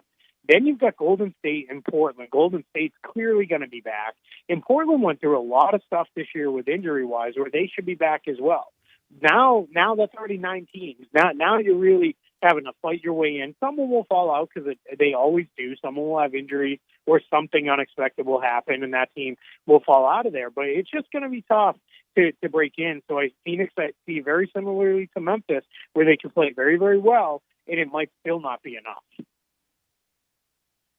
And we don't know that the Grizzlies front office off to a good start, and it has not shown the historic dysfunction that they've had in Phoenix. But we got to see them put it together in some free agency and another draft and things like that in the future. We're visiting with Keith Smith from Yahoo Sports on the NBA and Orlando experience. It's been good. It's been good for Phoenix. It's been great for Portland.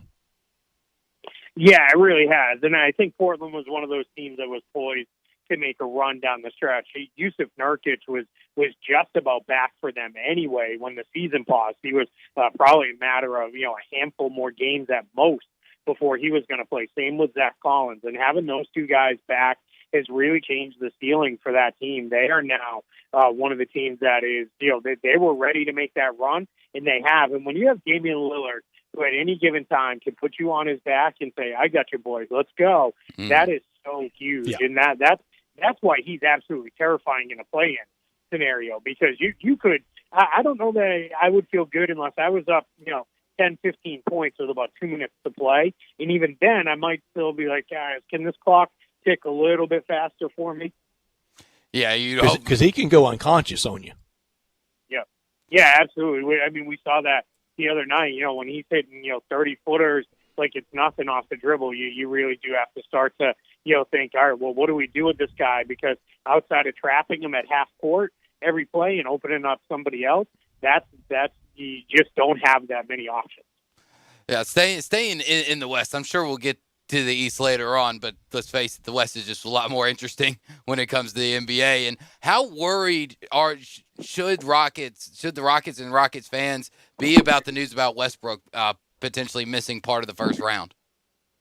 Yeah, it's definitely concerning because it sounds like it's an injury that could linger for a little bit. He's definitely going to miss at least the beginning of the playoff series is what it sounds like. And now, I wouldn't count out Russell Westbrook. I said, with all the love in the world, he is a maniac. so it wouldn't surprise me if he plays, just because that's, kind of what he does. But I think the Rockets, because of their system and their style, they're fairly well set up to play well without him, because you're going to have James Harden can do a lot of things, and he has the ball a lot anyway. And then they don't play a lot of guys. They got Eric Gordon back. That's pretty big. So I think that they have a pretty good chance to, still do well without him. Maybe they can still beat the Thunder, and it's close. We'll see. I haven't fully broken that down yet where it'll go. It's that second round series, if they get there against the Lakers. That's when you really need to have Westbrook back, because that's going to be a battle.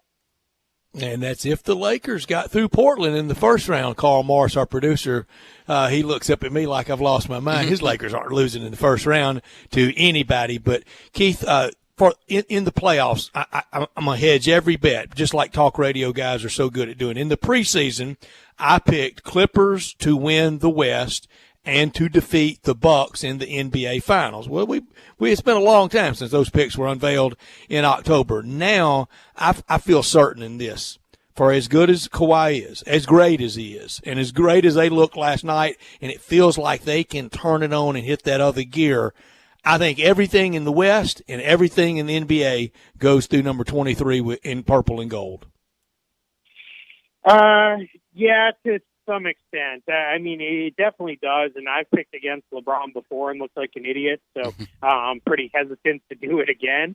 But the challenge is they are really struggling defensively. They do not have the guards that are necessary to slow teams down. Now, I think they'll still beat Portland. I think they're going to have to sweat it out. It may not end up going 7 games, but it'll go 5-6 games, and it'll be very competitive games.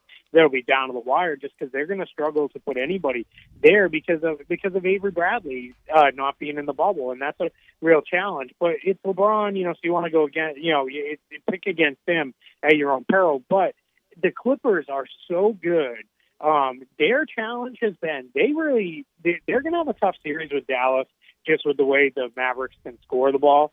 But Doc Rivers is still, at this point, with the playoffs only a handful of days away now, he still doesn't, I think, know what his best lineups are, what his rotation is, who his closing guys should be. So that's really tough at this point, because they weren't able to make much out of these 8 games due to injuries and players having to leave the bubble and those things. Going back over to the East, their playoffs is 100% set. Obviously, still waiting on the playing game, the rest of the games today, and the playing game over the weekend for the West. And when I look at the playoff bracket in the East, it looks to be as chalk can get. Is that correct, or do you think there could be an upset or two?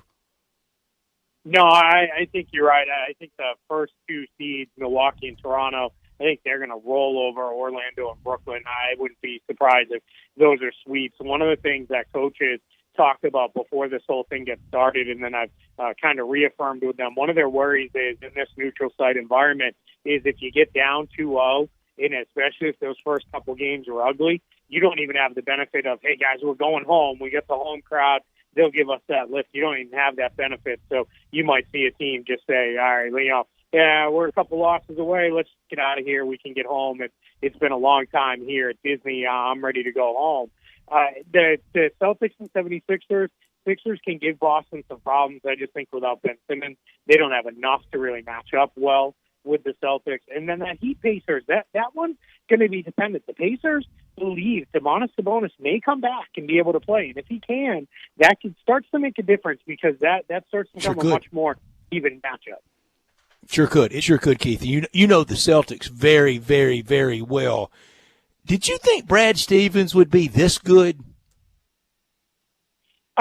No. I don't. I generally don't like the college to pro transition, but I think what Brad Stevens came in with a mindset of he never gets too high, he doesn't get too low. And that's, I think, been the problem with a lot of the college coaches. They thrive off that emotion and control. I think Brad Stevens also, he wasn't a college head coach for very long compared to a lot of these guys who come in. So I think what helped him was he never was of that mindset that a lot of these guys get in of, it's a coach's game. I control it. That's the way the college game is played. In the pros, it's a player's game. And I think Brad Stevens knew that right away. And I think for him, he's been able to express that mindset, do everything at a slow, measured pace, and that's made all the difference.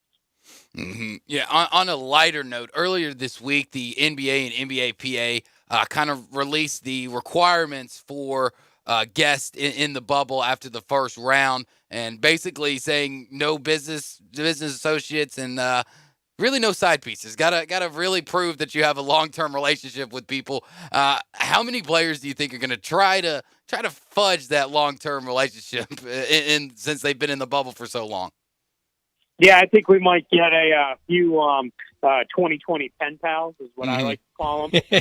Where hey, we're she's just what's going to be a problem is when it's she's just as close to me as my wife. Like that's what we don't want to get, right? It's I think what helps the NBA a little is I don't know if you guys saw that whole Seahawks story where the guy tried to sneak a girl in by dressing her up as a player. I think those kind of stories, I think the Major League Baseball, issues on a much more serious topic. I think those are things the NBA has been able to point to say, hey, do stupid stuff and we're going to end up like these guys. And I think, so I don't think you're going to have a real issue, but somebody's going to challenge it with oh, come on, she's my girl from, a long time. Oh, how many times have you guys met? Well, we FaceTime all the time. Like, and that counts, doesn't it? 2020, right? Who knows? Yeah. I call that as counting. Who doesn't call that as counting? Keith Smith talking NBA with us every Thursday at this time through a championship being awarded by Commissioner Stern when he will gladly hand over the Larry O'Brien Trophy for this year when a lot of people didn't think we would get to that point. We're going to get to it, and he's going to take his deserved bows. Do you think the season really opens, the 2020-2021 season really opens in that December 1 to December 15 window? No, I do not. I think that they are very clearly going to push it back, if for no other reason. I think the Players Association was very strong that we can't play 2 months after this season ends. That's just not that's too close of a window. And there's still too many unknowns. It's going to, I think, by that point, you're going to have about half the states, that these teams are in may not, be able to host, teams traveling in and out and those kind of things, and that's going to be a challenge. So I don't think so. I think it's more likely at the earliest, maybe sometime shortly after the first of the year, but we might be looking more at a March type of start, and everything slides back from there. Whoa, wow. March start to the NBA. We may never get back to our old lives. I don't think we will. And normality. Keith, I'm going to be away the next 2 weeks, but I know Dave and Drew will catch up with you. Appreciate you so much. Enjoy these games. Enjoy the playoffs. And I'll be watching and following and reading you through Twitter and online. Thank you so much, Keith. I appreciate it, guys. You all stay safe, you and yours. Thanks. You too, Keith. Thank you very much. Keith Smith with us talking NBA. So how many teams in the East, Drew, do you think are in go-for-it mode?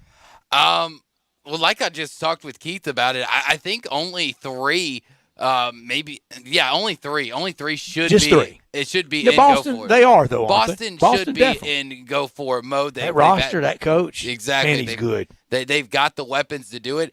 Everybody else, I just don't have faith in, before the season and before the shutdown, I thought, maybe if the 76ers are able to get somewhat of a home court advantage where they were just phenomenal, only lost 4 games throughout the season at home, that maybe they could challenge.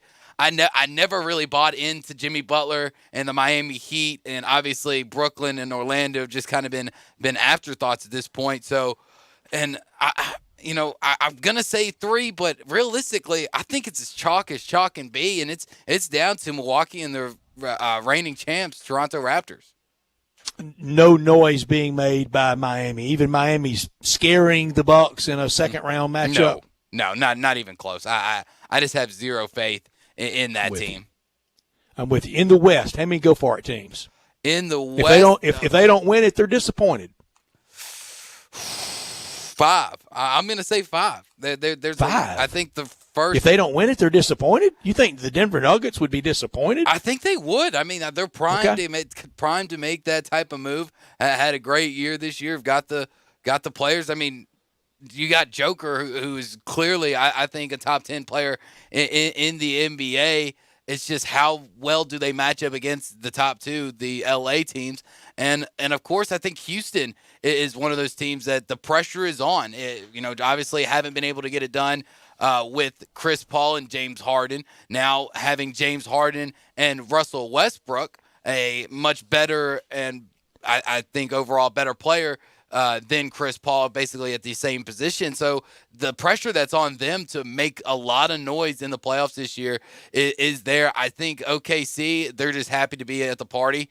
I don't think they were really trying to go for it this year. And I say Utah's disappointed if they don't. At the half, the Grizzlies lead 60-50 over the Milwaukee Bucks in name only today. Take it any way you can get it, though. And easy, looks like it's going to be pretty easy for Phoenix over Dallas. They lead by 19 at the half. I guarantee you at all the Jason's Deli locations right now, they've got the Grizzlies game on. And you can go by really and watch most of the second half and have a really, really early dinner. We talk about Jason's Deli so much at lunchtime, but don't forget it at dinner time at all the great locations like at Ridgeway Road, Poplar and Highland, Olive Branch, and Cordova. Check them out online always at jasonsdeli.com. A catering order anytime, anywhere, and they will sure do it all. Very safe, very health conscious, contactless, like that great salad bar. Over 30 items to choose from. They prepare the salad now for you. You just show them what you want in it. It's no longer you do it yourself. They're going to take care of it for you, and will for the time coming up, because we don't know when this will end, but they do know this at Jason's Deli. They appreciate you and your support of them during these times. Over 200 employees at these Jason's Deli locations that we love so much, and all that great food, all those great salads, the Big Chef salad, the taco salad, the chicken club salad, the meats, the cheeses, the breads, the spreads, all the food that's good for you. And their mantra, wholesome food forever.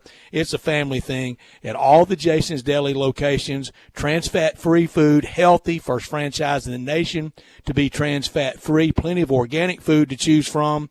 And then if you want to go on that less healthy side, always wrap it up with the free ice cream. And it is very safe. You've got to put on the gloves to make sure you get your ice cream, and everybody be very, very, very pleased and happy at all the locations. Ridgeway Road, Poplar and Highland, Olive Branch, and Cordova. Check them out online at jasonsdeli.com. And go by there right now and make sure the game's on. Tell them you heard me talking about it, and I guaranteed that the TVs will be on, and I bet they will be. Grizzlies taking care of business right now, Drew, and looks like it's going to be drama-free. I was a little late on the second half getting started. I don't have it on because I don't have the regionals anymore. I don't have the Fox Sports networks anymore, so I don't have it. It's blacked out on NBA TV for me, so I'm following online. Yeah, luckily I've got it pulled up here on the other computer on the Fox Sports Go website and able to watch it that way. Dylan Brooks was up to just a minute ago. Nice plug, too, for our friends at Fox Sports. Yeah, of course, Fox Sports Southeast. Dylan Brooks just was Team Tennessee. The ideal Dylan Brooks shot and just got one of the luckiest bounces I've seen since that lucky bounce from Damian Lillard a few nights ago. Like, goodness gracious. I mean, right off the bat, gets the ball, I think it's probably still 20 seconds on the shot clock, and just heaves it up and gets lucky. When we did our predictions for the bubble, I was 3-5. That was the least best. Dave was 4-4. You were 5-3. But game by game, this is weird. This is almost kind of new math. Today, both of us, both you and I, we had wins over Milwaukee. Dave had a loss. I thought it would be this situation exactly where the Bucks were safely in, cruising, knees wrapped up, and street clothes galore on that bench, and that's what it's been. If the Grizzlies win today, both of us will have been right in 5 games and wrong on 3. So we'll tie. So it'll come down to 8-9 game for us. Uh-oh. We'll play it off. One for it all. Let's do it. I ain't ready to say playoffs. It's play in. You say play in, I say playoffs. I mean, I'm not going out and buying a shirt for it. That playoffs is when you buy merchandise. 2020 playoff participant. No, you're in the playoffs when you get merchandise. I don't think we're selling play-in 8-9 seed merchandise. Now, help me with the playoff scenarios. Just simply the Suns winning and the Grizzlies winning, the Grizzlies cannot be 8, right? The Grizzlies cannot be 8, but if the Grizzlies win, they are guaranteed 9. If the Grizzlies win and everybody else loses, they will be the 8 seed. But Phoenix will have already won. Yes. So Phoenix's game definitely will be wrapped up by the time. Probably by the time Grizzlies game will finish first, but if the only way the Grizzlies are 100% out is if Portland wins and either the Spurs or Suns win and the Grizzlies lose. But if all of them win, the Grizzlies are in.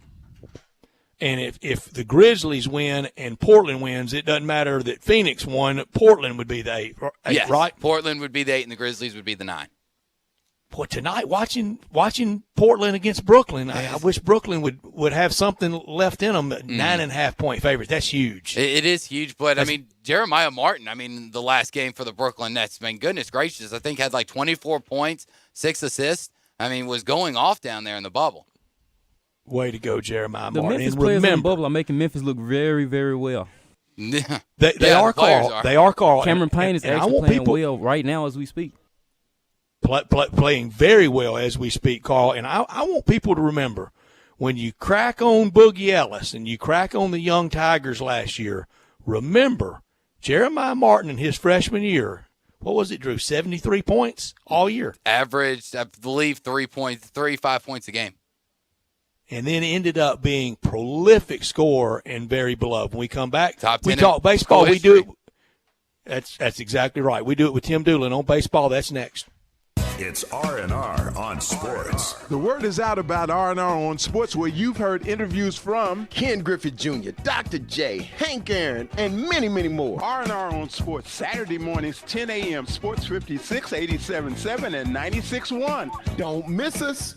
I Buy Houses, 901-406-1101. That's 901-406-1101. I Buy Houses. I Buy Houses will buy a house in any area, in any condition, and yes, it's guaranteed to close in 5 days. If you need to sell your home quickly, call 901-406-1101. If you've been through a divorce, if you lost your job, if you're tired of renters, I Buy Houses can get you your money quickly. I Buy Houses will buy your home in Shelby County, DeSoto County, Memphis, Bartlett, South Haven, Horn Lake, Olive Branch, anywhere and everywhere in between, in any condition. And yes, they're open 24 hours a day, 7 days a week. I Buy Houses, 901-406-1101. That's 901-406-1101. Grab that pen, 901-406-1101. I Buy Houses.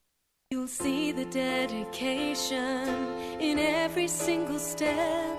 You'll see it in the smiles, when smiles are hard to get. You'll see it in the little things that add up to success. The caring and passion are the things that we love best.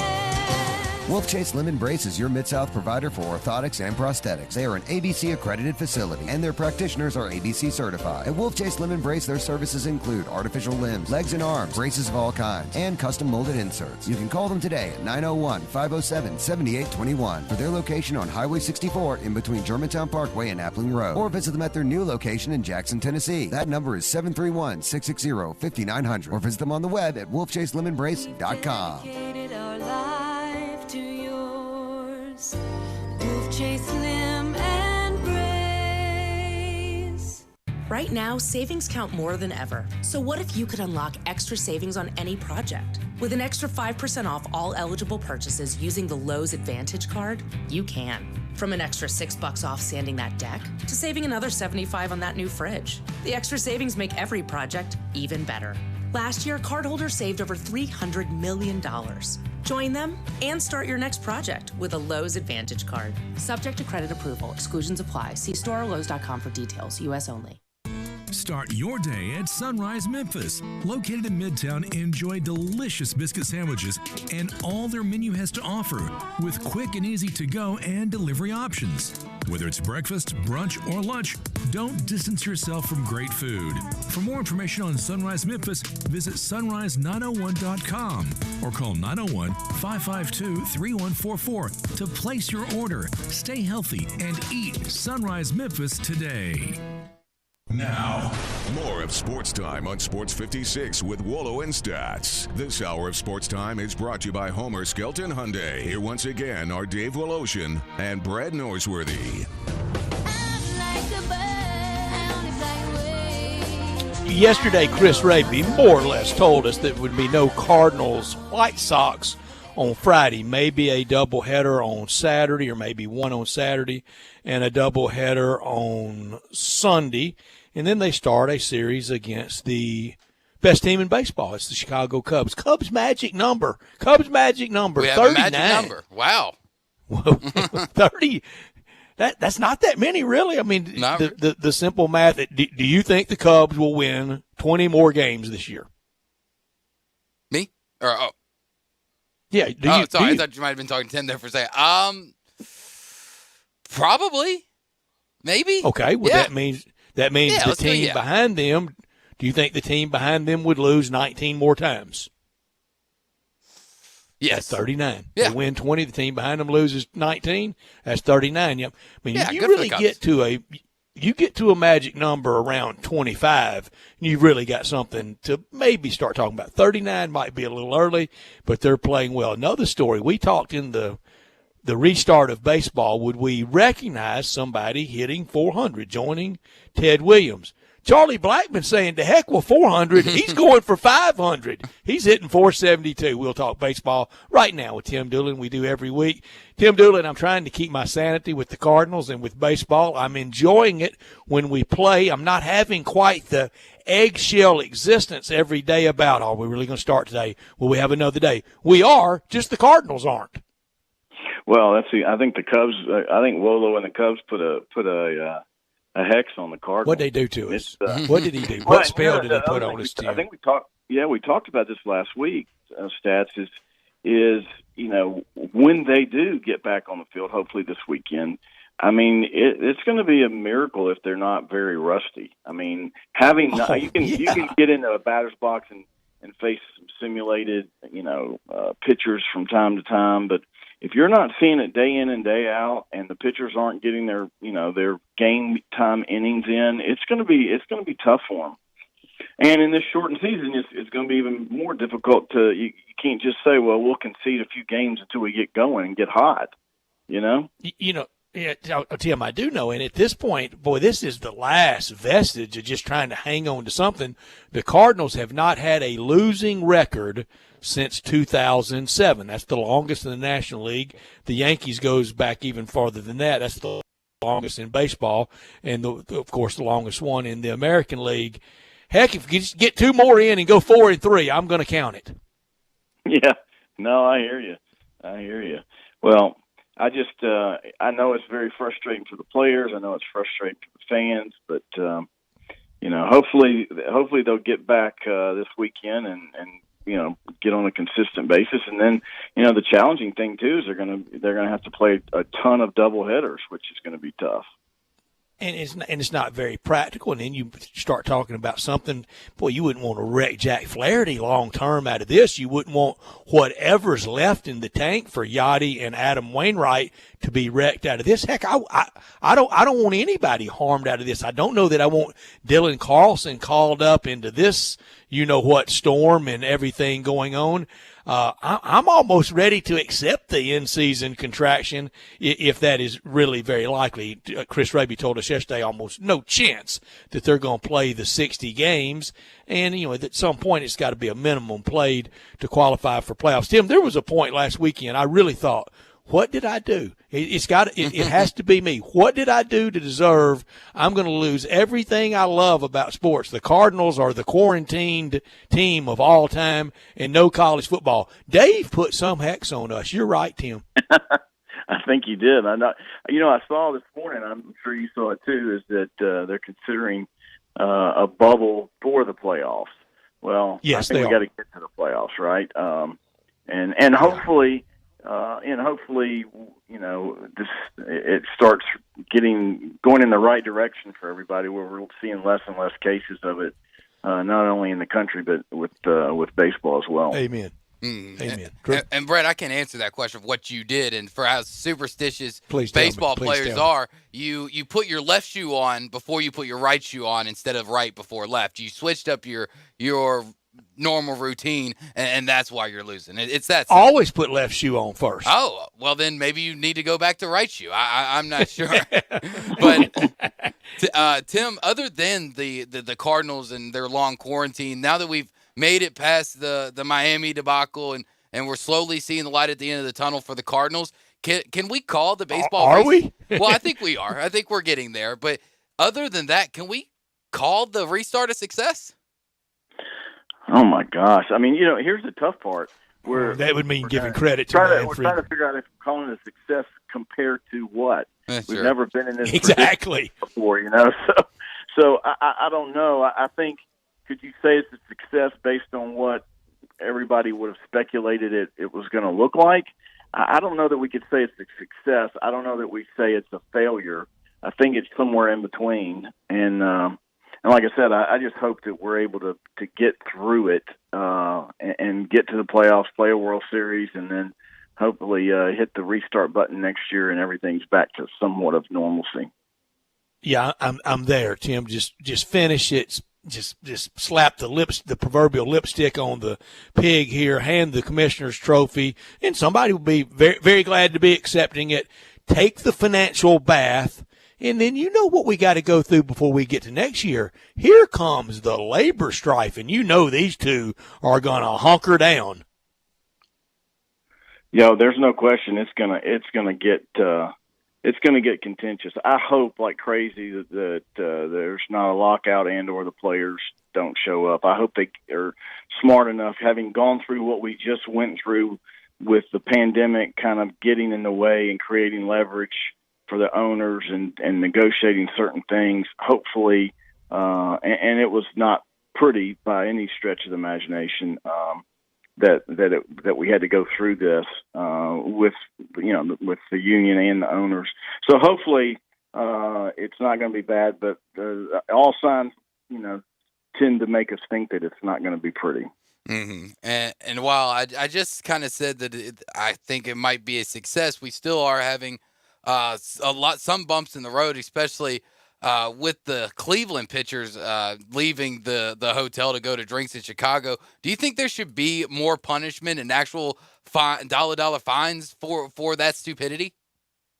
No, there's no question there should be, and I'm surprised that the union, not necessarily the owners, but the union didn't address this with the players prior to, after the agreement was set in place and we kind of knew what the protocol was going to be. I think the union should have policed itself. I did mention last week where the Padres and so I'm sure several other clubs are placing fines in kangaroo court on players, but probably needs to be a little bit more stringent, and because obviously the risk reward for that pitcher for the Cleveland Indians, he thought it was worth the risk, knowing that he's putting his entire team and veterans in jeopardy. And here's a guy that's trying to not play for a long-term contract. He's just playing to stay in the big leagues because he's a rookie. Yeah, and so puts his dad in a bad spot having to go out there on MLB Network every night, Dan Plesac, and have to discuss and talk about it.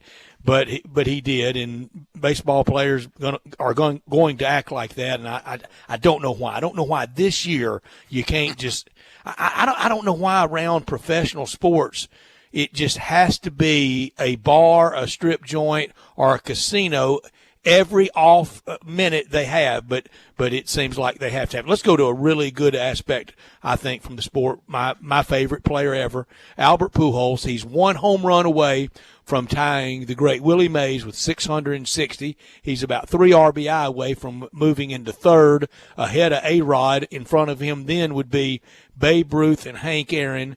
When you're mentioned with Babe Ruth, Hank Aaron, and Willie Mays, and for that matter, A-Rod, what a career he has amassed. I will never hold it against him. I understood it the entire time why he was going to try the free agents thing. I'm just sorry he got hurt, because I really thought by now, Tim, that he would be knocking on passing Hank Aaron and maybe even Barry Bonds. Yeah, I would have thought the same thing, and obviously, what a remarkable guy. I'm just telling you, if you got a chance to meet him, he's as humble of a man as he perceives to be, and he genuinely cares about a lot of people. And at the end of the day, it was a good decision for Albert, and I think it was probably a good decision for the Cardinals, because he wouldn't be able to be, well, this year he would be able to be DHing, but I think it just worked out the way it was supposed to work out, and we all would have loved to see him be a Cardinal for life, but it just didn't happen. But yeah, he's had a great career, and he's really played this year and last year. He was somewhat pain free, but the 2 or 3 prior years with the plantar fasciitis in his feet and his knees and everything else, he really had to gut it out just to get the games that he got in. I think for most of my baseball watching, a left-handed batter swing, I don't know why I do this, but because I always wanted to be a left-handed batter. Heck, I couldn't hit right-handed, much less left. But I always thought they had prettier swings. But Chris Bryant playing right now and Mike Trout playing right now, pretty right-handed swings. But I think the prettiest right-handed swing ever has been Albert Pujols's. Well, I would agree with you. I think it's so fluid. He gets in the strike zone relatively quick. In his early years, super quick, and stays in the strike zone a long time. And so it's kind of ironic that you say. I mean, we kind of use the illustration of when we're teaching young hitters, you want to get to work early, which gets the bat in the zone, and you want to stay late, keep it in there as long as you can. Because with these guys, keep those hands back. The ability to throw, in the upper 90s and sometimes 100, and then throw changeups and sliders that are 12 to 15 miles different, and it's very, very difficult to recognize spin. That's why Albert's had the career he's had, and that's why you see guys that have those pretty swings that you talk about are able to have long careers and great success. Mm-hmm. Yeah, Tim, kind of switching topics here, because I know just how plugged in you are, not only with Major League Baseball, but college baseball, and with all the discussions going around college football and the start of college basketball. Have you talked to any college coaches that are seriously worried about their 2021 season yet? Well, I've talked to several. As a matter of fact, we haven't. The topic of the 2021 season hasn't been brought up, but they've got so many things, and we all do, right? But from a college baseball perspective, you've got the fact that the NCAA granted another year for those kids that missed last spring. Then you've got, when you do that, it totally affects your roster, totally affects your scholarships, because every baseball player doesn't get a full ride like other sports. So they're having to not only navigate through what will be their season next year, they're having to navigate through the next 2 or 3 years, because in baseball, they're getting commitments from guys that are just now sophomores in high school. So they've got all kind of moving parts in this puzzle. And then I've talked to 3 today, actually, about some potential recruits that they're recruiting some of our guys, but they're getting their guys in next week, and they're going to go through all the COVID protocol and testing, but they don't know what their practices are going to look like, how many hours they're going to be able to practice. It's just everything is different, and they're just dealing with it day by day. And most of them are just taking it as a grain of salt, to where they're not worried about it, because it's going to change, and it changes every day. So, and they can't affect it. The virus is going to virus. That's right. It is what it is, and the only thing they can control is what they're told they can do today, and that's kind of how they're addressing it. But it's a challenge. It's been tough for a lot of recruits that were going to be seen this summer by college coaches, where they weren't even able to get out on the road. Some of them were able to access some of our events through streaming video and watching games live on YouTube channels or whatever, but which helps, but it's still not the same as being there and getting the feel for a player. Yeah, there's only one. There's a lot of different ways to scout, but you still have to have that hands-on approach when you're watching. Tim, we're short on time, and this is a hard question, short on time. But in watching the restart, I think I asked you this at least once every year. I'm watching all these games, and I see these players where they played in college. This is not a criticism at these places. It highlights more than anything how darn hard it is to go to Omaha and win one. I think that and winning the U.S. Amateur in golf may be the two hardest things to do in American sport. But I see all these players from Ole Miss, from Arkansas, from Mississippi State, and I know how important baseball at all three places the prominence that baseball has. Man, it's time to win one at one of those three places, if not two, if not all three, isn't it? No, it's no question it is. Arkansas, I talked to Dave Van Horn yesterday, matter of fact, and, they had one foul ball pop up away from winning it. And, had three guys under the ball. Yeah. And I'll tell you, Stats, and you get it because you've seen it and you understand it, but going to Omaha against the quality of teams that are there and the format that is there, it is so difficult. You've got to be lucky in how you've lined. It's a roulette wheel. It really is, and you got to be, obviously playing really, really good and clicking on all cylinders. But it becomes a very strategic thing on how managers and pitching coaches in college manage that pitching staff to get through that College World Series, to where hopefully come the best 2 out of 3 at the end, they've got their best guys on the mound. Tim, I text you every week after this segment. Fun. Thank you so much. Yep. We'll do it again next week. Enjoy the ball. Be safe. All right. Thanks, guys. Thanks, Tim. You got it. Tim Doolin talking baseball with us. Yeah, that Arkansas lost to Oregon State. That on the sports cruel meter, that was way, way up there. And I said it at the time. The very next day, they needed that for all the reasons. Most notably, you're that close to winning a national championship, but I also knew it was tough times ahead in football, and it has been. It was tough times ahead in basketball. They had to make changes for both of those. That was rough. But Ole Miss and Mississippi State, they haven't been quite that close. But all these players, night in, night out, you see from those three schools, Drew, it's time to cash one in. We got to take a break. When we come back, we'll wrap up this hour. We'll look at the Grizzlies in a route down in Orlando, the good side of the route. We'll talk about that. Wrap up this hour. That's next on Sports Time. Search Sports 56 on Facebook and give us a like. And follow us on Twitter at Sports 56 WHBQ. Hey, sports fans, you already know about the great steaks at the Butcher Shop Steakhouse, a Memphis tradition since 1981. They specialize in hand-cut aged beef right over that hickory charcoal. But did you know the Butcher Shop also has great seafood items, from fresh Atlantic salmon with dill sauce, pan-seared red snapper with sautéed shrimp and Cajun cream sauce, Canadian cold water lobster tails, crab stuffed shrimp, homemade lump crab cakes, and a whole lot more. Oh, and don't forget the Fresh Burger Fridays for only $8.95. Come in, enjoy a fantastic dinner at the Butcher Shop. If you need a great private party, the Butcher Shop is your place. 6 different private rooms, seating from 12 to 250, all equipped with audio-visual. Rehearsals, business dinners, luncheon, weddings. You call the Butcher Shop at 901-757-4244. Or you can visit the website at butchershop.com. Just drop in, 107 South Germantown Parkway. I know the sweetest thing in Memphis, and I know it's been around for 115 years.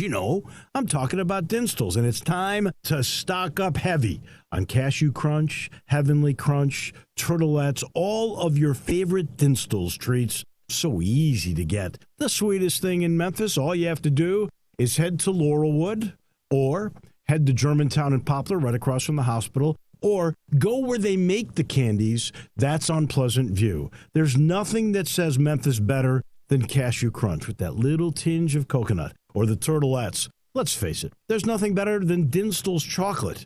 That's the mainstay of all candies, isn't it? Milk chocolate, although their dark chocolate is pretty darn good. And if you get the peppermint with the dark chocolate and put it in the freezer, you're going to love it. So many ways to love Dinstall's. Stock up heavy on all of your favorite Dinstall's treats. 115 years of making Memphis oh so sweet. Brian Elder's Roofing Solutions. Chris Price here for Brian Elder Roofing. The storms we've had over the past several months have been devastating to our communities. The rainy season is ahead.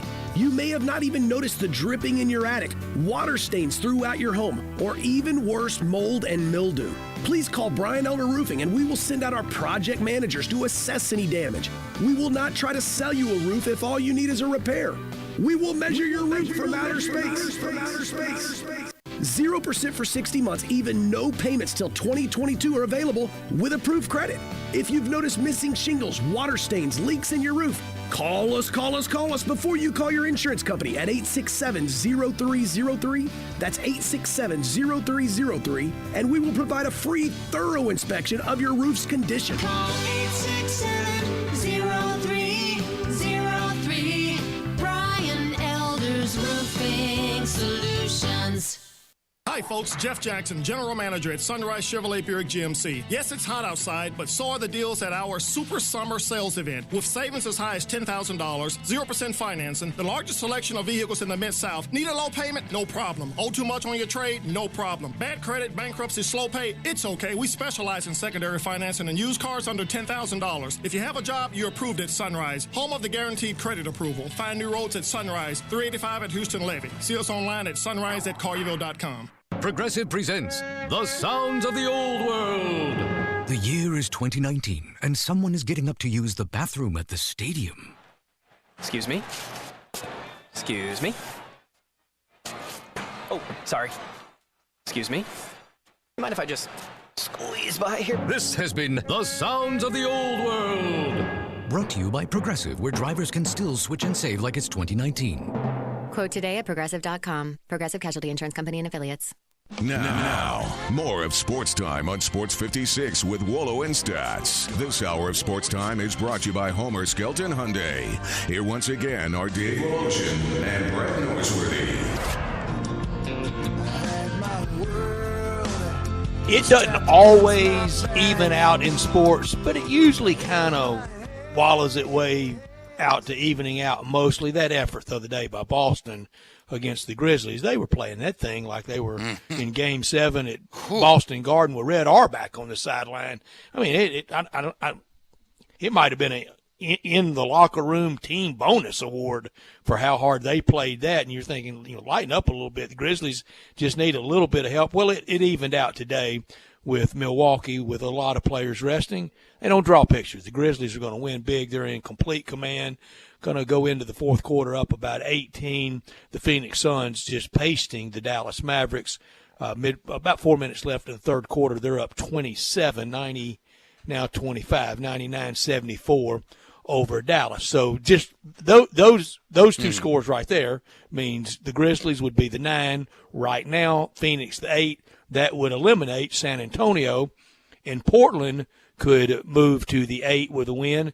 If they lose, they're out, and it would be Phoenix 8, Grizzlies 9, and Phoenix would be the team of the bubble.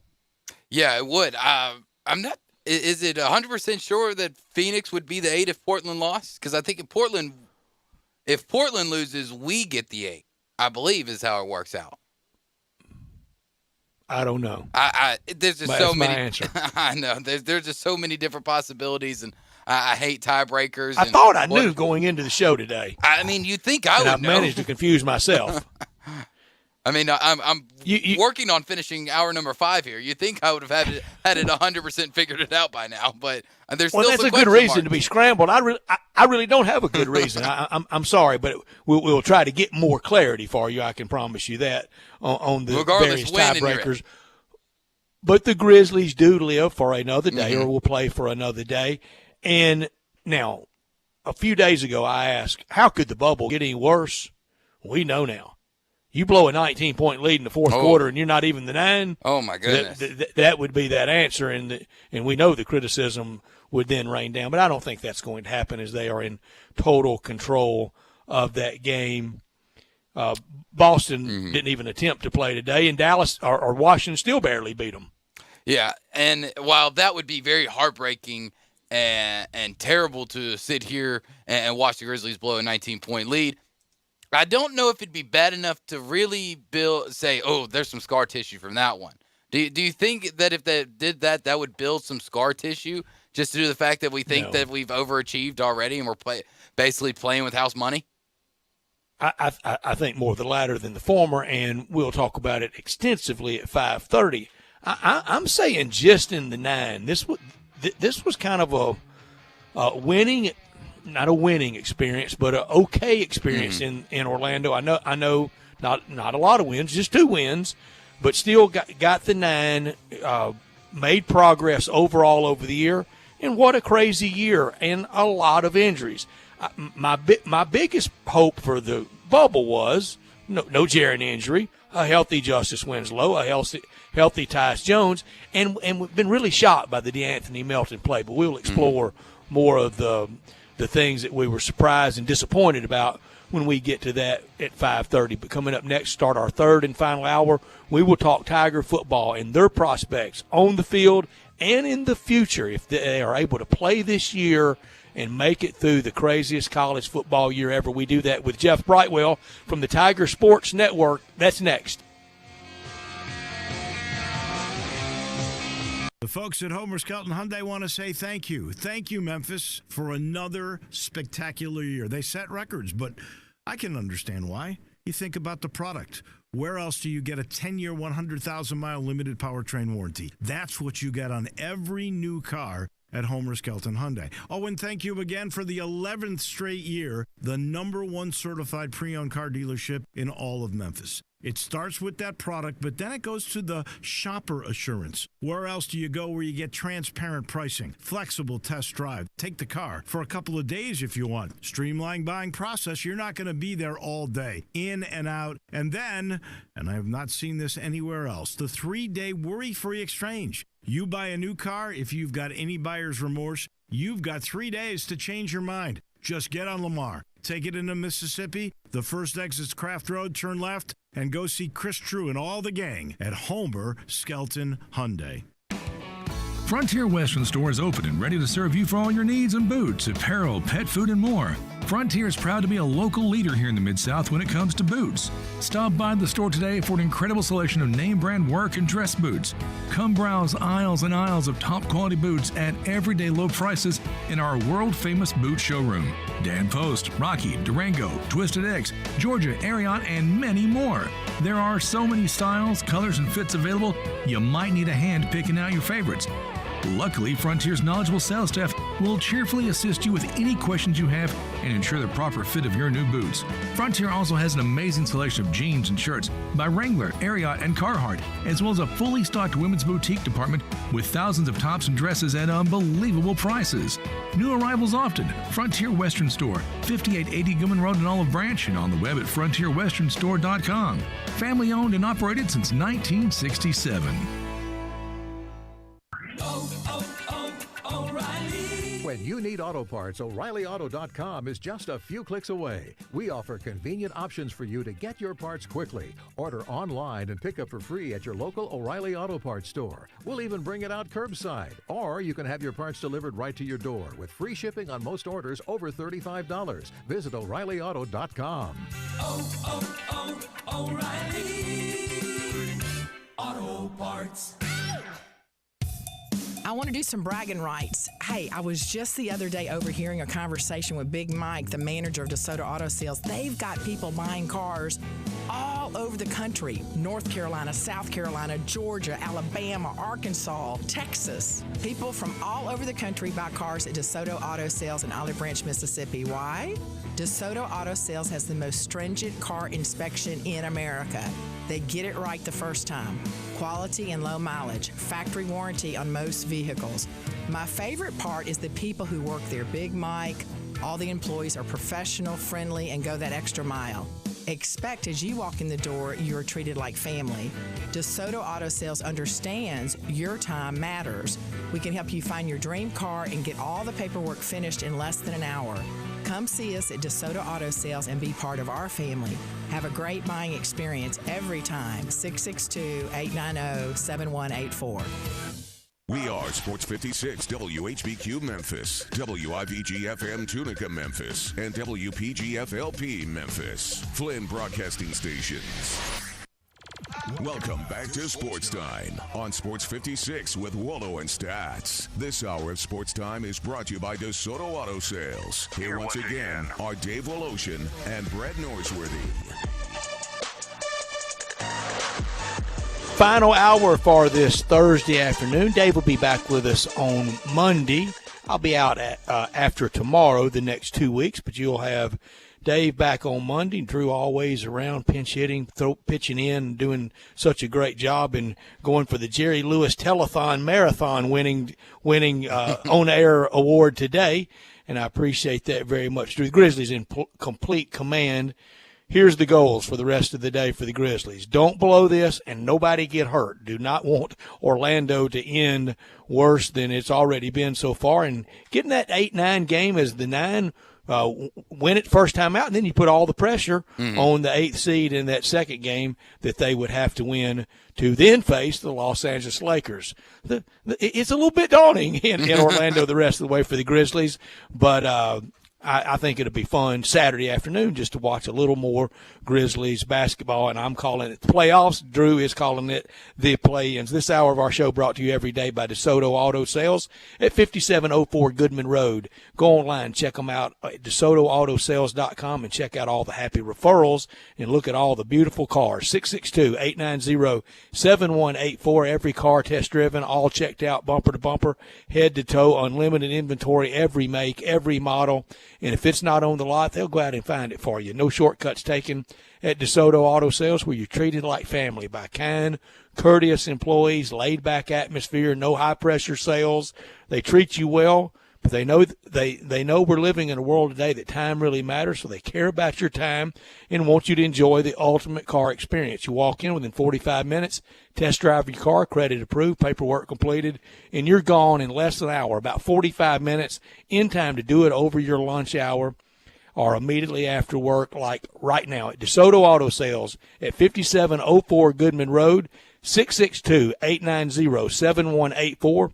Come on down to DeSoto County for that town and country experience at DeSoto Auto Sales. This college football season, anybody that plays, they're going to be making history, whether it's in the AAC or the SEC. We know who's not playing.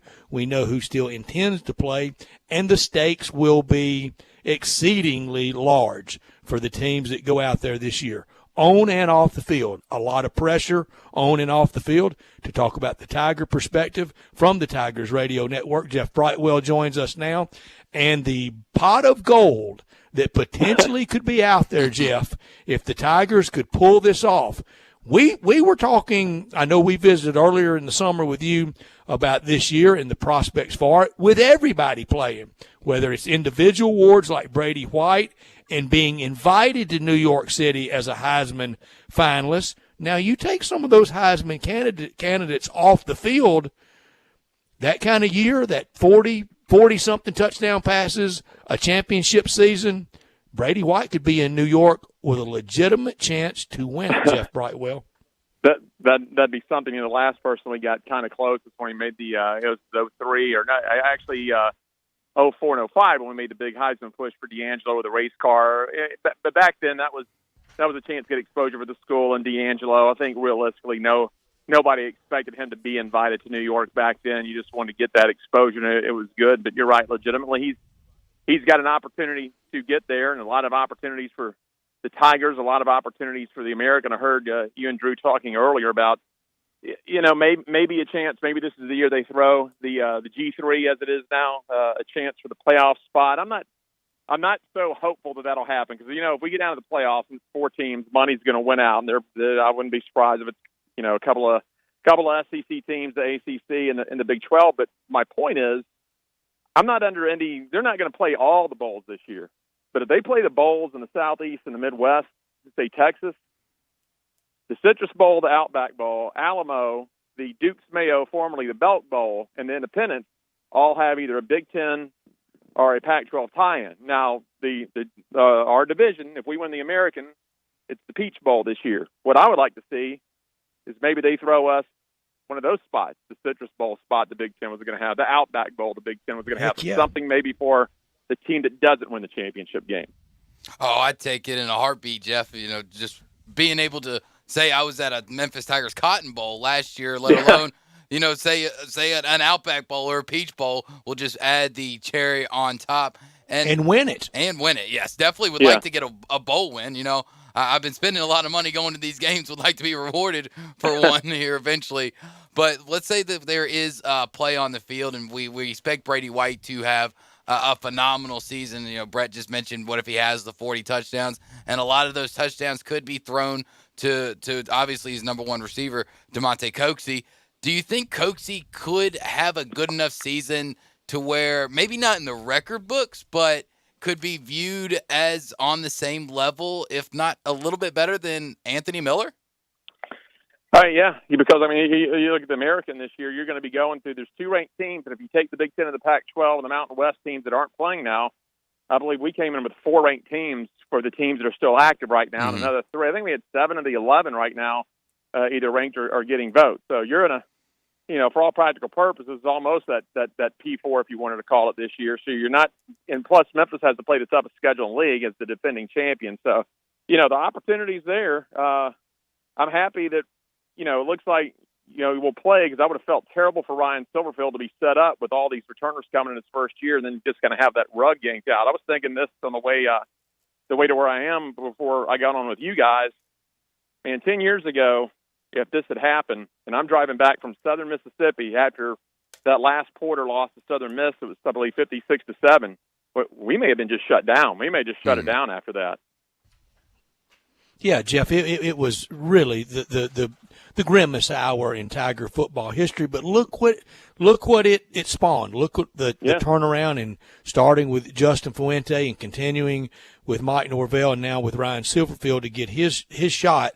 No coach position maybe out there that's 0-0 than Ryan Silverfield, because he's no stranger at all to the program, and he showed in the bowl prep. He ran into a mighty fine team in Penn State, but he's ready for this assignment. Oh, yeah. I think he was smart in that he didn't let it overwhelm him and didn't try to micromanage like Kevin John calls the play. He was already here. Defense, did as well as it could against, you're still being outsized. We've come a long way, but when you go up against the top 10 Big Ten team in Penn State, you're still giving up some spots on that line and their running back. But, to play within 2 touchdowns of them, you put on a good showing there. Brandon, for yourself, and you talk about exposure and opportunity. I'm going to say this, and it is absolutely 100% correct. On opening day of college football, the first Saturday, the best matchup is Memphis-Arkansas State, because right now there are only 6 games scheduled to be played that day. Who would have thought Memphis-Arkansas State should get the primetime spot in 23 days? It sure should. And the 2 quarterbacks with Lane Hatcher for Arkansas State for the Red Wolves and Brady White that we talk so much about, but a nice quarterback and a good team in that coach, and not just his personal story with losing his wife about a year ago, I think about 2 more weeks a year ago, but the job that he's done, and they were waiting for somebody to finally stay at ASU, and he has, and all he does is put out a very representative and good winning team every year. Yeah, when they got going really under Freeze, and the Malzahn took it for a year, they've got it. They're a bowl team. They're in contention for that Sun Belt championship every year. You got to tip your cap to what Arkansas State's done. They put together now a perennial bowl team, and now when Memphis and Arkansas State play, it's not that one team had a good year and one team's disastrous. And you're going to have a good little series here where you're going to have 2 bowl teams facing each other every year, and you got a chance to showcase both schools that first day. And again, I don't think ABC has prime time this early in the season, but you ought to be able to get that ESPN prime time game. Mm-hmm. Yeah, it'd be great for the Tigers to have a nationally prime time televised game right off the bat. But President Rudd and the administration earlier this week basically coming out, and I know you tweeted about it, of how well they have positioned themselves to, just in case football doesn't happen, they can absorb it. Why do you think that, and why and how do you think President Rudd and Larry Veach and everybody at the University of Memphis has been able to say that they can absorb it and take the hit when so many programs around the country seem like they can't? Well, here's really, you got to go back about 10 years when we switched ADs. Now, I don't think it's any secret. I'm not going to really get into the details, but Tom Bowen and David Rudd weren't hanging out outside the office. But Bowen came in, and his charge was, we need to get you number one, get the football program going, because we're going to take an approach that we now will admit that's the driving force in TV money for college athletics. And number two, you got to get the budget under control right now.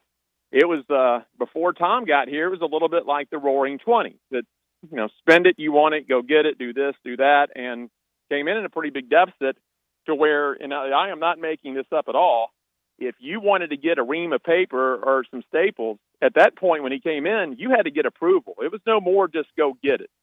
He got that, and he made some unpopular decisions that he had to make. Remember, he took the charters away from basketball for a year, some other things like that. He got the finances straightened out. It was a little rough there for a year and a half, again, unpopular decisions, but he got the finances straight.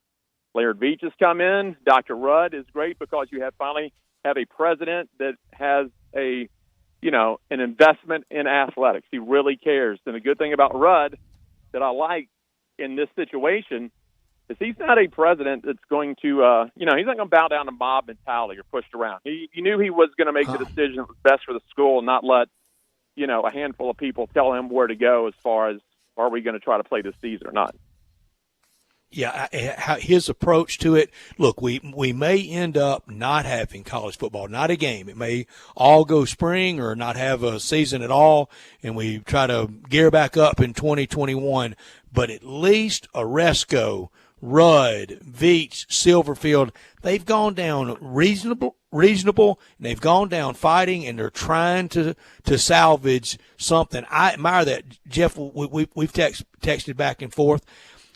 There was a time that I don't know that the University of Memphis would have made this football commitment because they may have viewed it, as you said, driving home from southern Mississippi that night is not being worth it. They know it's worth it now, and they're trying, and that matters. I will not criticize them. I will not criticize them if we don't have a season because they went out there and gave the effort. Yeah, I mean, you don't fault the conferences that aren't playing. I think the only thing you fault is they maybe pull the trigger. But they think that's in their best interest, that's fine. But I think we owe it to our student athletes to go as close as we can to September 5th, even if it's just September 4th, before we say, it's just not going to work. Give them the opportunity. You brought them back in the summer and went through these workouts, so now you work for them and try to do everything you can to the last second to try to play this football season. Yeah, I'm with you, Jeff. I've said all day that I don't care if we have to call it off 5 minutes before. If that's what we got to do, that's what we got to do. But let's at least give it the good college try. And let's say September 5th, the Tigers are playing Arkansas State down at Liberty Bowl Memorial Stadium. Has Learfield IMG kind of sent anything out for y'all, like what kind of guidelines y'all's radio shows are going to have this year? Well, every individual school is going to be up to itself because every school is in a different type of stadium, different type of press box. Right now, they're formulating that. What my guess is that Dave and Jarvis and our engineer Dan O'Brien are going to only three in the radio booth, and Matt Dillon and myself are likely going to be in the studio the whole season. I'll just be happy to work. I got to sit in the studio and watch it on TV and listen to the radio broadcast. Exactly. That's fine as long as I'm paying my mortgage and my insurance and watching some Tiger athletics. I'm fine with that. Now, I don't think that you're going to get – I think it's probably going to be something like one press pass per entity. I don't think it's going to be a thing where you're doling out, a dozen press passes to this station or that newspaper or anything like that because they got to spread them out. So y'all got to fight. Yeah, I think it's going to be very discriminating, and I understand that. I'm with you, Jeff. Look, this year – you give me the enterprise of college football, of course safe, of course health mindful first and foremost about it, but you give it to me and I'll take it. So Drew says 5 minutes before, and I know he doesn't literally mean 5 minutes before, but tomorrow is 3 weeks from the day before game day. Saturday morning when we wake up will be 3 weeks from game day. What do y'all think a date is that? Come on, they got to give a little more notice. Is it Tuesday, September 1? Is it a week out? Monday. Is it 2 weeks? Mm-hmm. That Monday. Oh, you think Monday, August 31st? The day before, but the game week. I think you go up to game week. Okay, I'm with you. Well, I don't want to play. I don't want to play poker against you, Brian. Well, man, you're kind of scaring me. Y'all really do want to go up to 5 minutes, don't you? Yeah, I mean, let's push it up, and I mean, especially with Arkansas State, because they're an hour drive. But I mean, you're not making a decision for one game. The league's going to make the decision. But I think you go up to the Monday of game week. That still gives you 6 days. I mean, you don't have to travel or anything. No one has to travel, even if you're going somewhere that's not just a bus ride. So I mean, that is a great point. Chance. And boy, will we ever be so glad to see the Tigers or anybody in college football run out on the field that Saturday?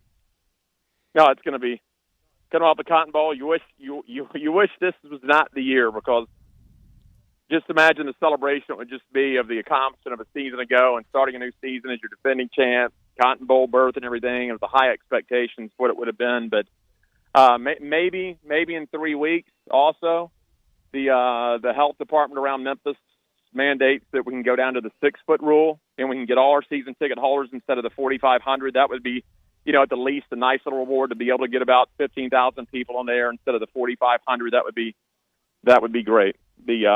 Y'all touched on it earlier. I want to touch on this before. I know y'all don't have all the time in the world, but what's your gut feeling as far as the landscape of college football next year? I'm not under any fantasy that the Big 12 or the SEC is just going to say come on in next year, but the Big 12 still needs some spots, and it's not going to be Nebraska, because their board of trustees is not giving up $17 million leaving the Big 10 to go back to the Big 12. So there's some spots available. There's going to be spots available, and Jeff, I always think every year we're close to more realignment and more conference upheaval, because we always have been. Maybe it doesn't happen every single year, but it's always gone back. I mean, just look at the leagues that the Tigers have been in. Look at the leagues like Georgia Tech's been in. It's always a work in progress, and you have to have positioned yourself that the next time it spins around, you've got yourself set up for it. And this is the best prepared the Tigers have ever been, and the strongest case they've ever been able to make of let us in. And especially if they can go back and say, look, we stood with you in that tough year. We didn't stand down. I'm not going to use any pejorative. We played Big Ten and Pac-12, didn't? Yeah. And let's face it, maybe the American just as a whole rises up. Let's face it, outside of Miami in their heyday, I mean, I think we've accelerated in a 6 seasons, every bit as good as the old Big East football league, outside of Miami when they were with the national title. Yes, and you look at I think so too. Virginia, every bit as good as those leagues. The explosion, kind of the modern definition of Virginia Tech was made in that, but because I can remember in the 70s when the Tigers and Virginia Tech would play, the clear stronger program of those two would be then Memphis State. Drew, your swing at that proposition of Jeff's. Oh, I think that the realignment is going to be here sooner rather than later, and heck, going back to what you just mentioned, the Tigers and Virginia Tech. If Bobby Bowden hadn't vetoed it, the Tigers would already be in a Power 5 conference, and we wouldn't even be having this conversation. 35 years ago. So what a league the Metro would have been. Oh, it would have been phenomenal. But I think it would have been. I think the Tigers are in prime position to definitely make that jump, and if Ryan Silverfield can continue everybody building off of it, it's a no-brainer. Well, let's face it, guys, and Brett, you work with Ole Miss and the people, so you're within that realm. There's some schools that are on very good footing in those, but there's several of those lower level P5 teams in any league that there's not that huge of a gap between Memphis and some of the low level P5s. I mean, and here's where you're going to get to it, especially in the Big Ten and the Pac-12. After them losing the money this year on this TV money they're not going to get, you're not going to live off Ohio State, Michigan, and USC's. You're not going to live off them after this year. You better be making something on your own. So there could be. It'll be interesting to see what happens next summer. And it's not that big a secret, but at USC and UCLA, particularly UCLA, it's real money trouble in good times before the pandemic. This year, the Pac-12. Yeah. They turned into a bank. Jeff Brightwell, love visiting with you, and I hope in 3 weeks we're just a few days out before the start of college football, and we catch up and visit with you, and I can turn on my radio that day. I know I won't be able to go, but I can turn on my radio and hear Tiger Sports Network and all the action emanating from the Liberty Bowl Stadium against Arkansas State, a great regional rivalry. It'll be fun. Thank you, Jeff. It was fun with you today. Thank you, man. Thanks, guys. Appreciate it. Thanks, Jeff. You got it. Jeff Brightwell, always bringing it, and one of the great guys around town and in this. So 3 weeks and counting, Drew. How do you feel? I'd like to be a positive, Boy, Paul. it'd be crushing, won't it? I want to be optimistic, but it just doesn't feel like it's going to happen to me. I want it to so badly. I mean, so badly. This is what I live for. I mean, I save up year-round to make sure I can go on these bowl trips. That's what we are. And these away games that I do like to go to. But I just – the data and the facts aren't pointing in the right direction at this point. And now if Memphis and all their other opponents can stay healthy and not have the outbreaks, then I'll feel a lot better. But I'm with Jeff. I'm with Mike Oresco. Let's at least give it a good college try. Yeah, and run it up to say that. And Jeff's point about the proximity of the opponent. I think Monday's probably the day I need to know for sure. Yeah, and again, I want to see an SEC schedule before I really kind of set myself up for maybe even a bigger fall. But we know this. We can redo a schedule now, can't we? Oh, we can. We can do it on the fly. It really doesn't matter anymore. All this we have to plan 8-9 years in advance. I'm starting to see through that smoke screen.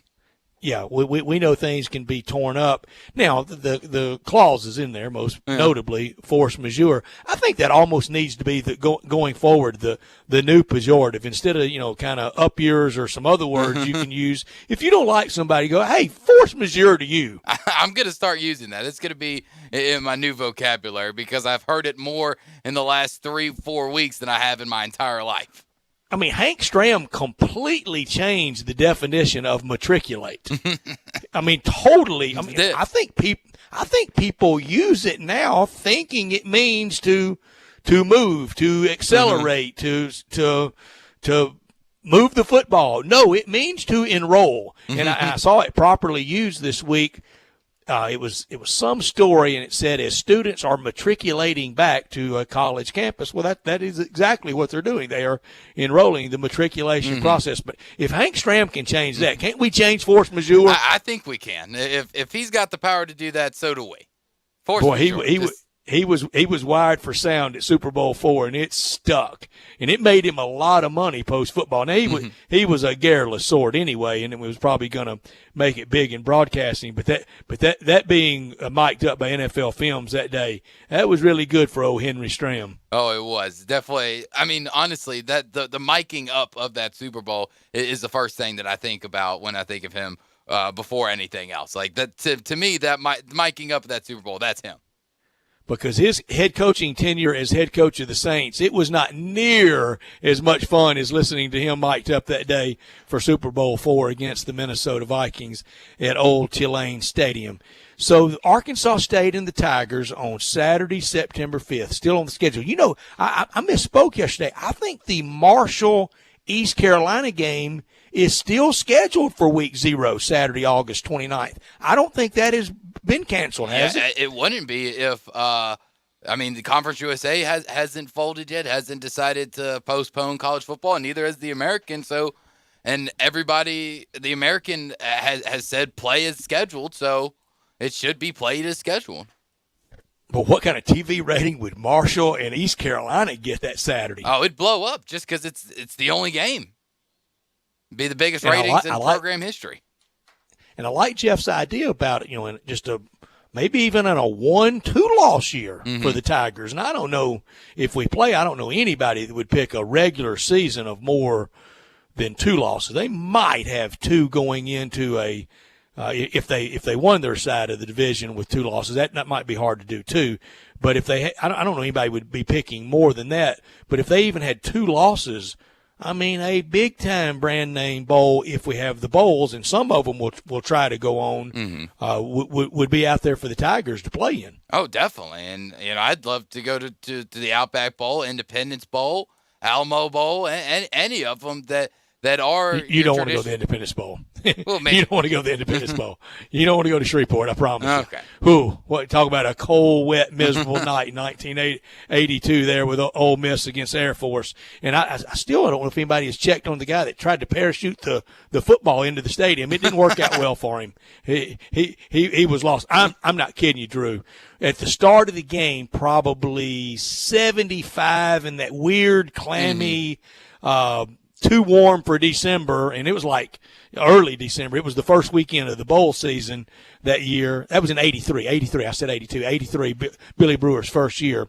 And first time Ole Miss had been in a bowl game in 12 years since the Peach Bowl in 71. So everybody just really hungry for it. And it was kind of too warm and clammy and raining. Mm-hmm. And then as the night moved on, the cold front moved through, kept raining, and not a dry thread on to watch Ole Miss and Air Force. And Air Force was running the wishbone. It was low to the ground game, I can assure you, but just so glad. A friend of mine, I drove to Little Rock, and we drove from Little Rock to Shreveport for the game, and it was fun, but it was you don't want to go to Shreveport. Okay. I promise you. I won't go to Independence, but any of the other vacant bowls that the Pac-12 and the Big Ten are leaving open, give them to me. I'll happily go.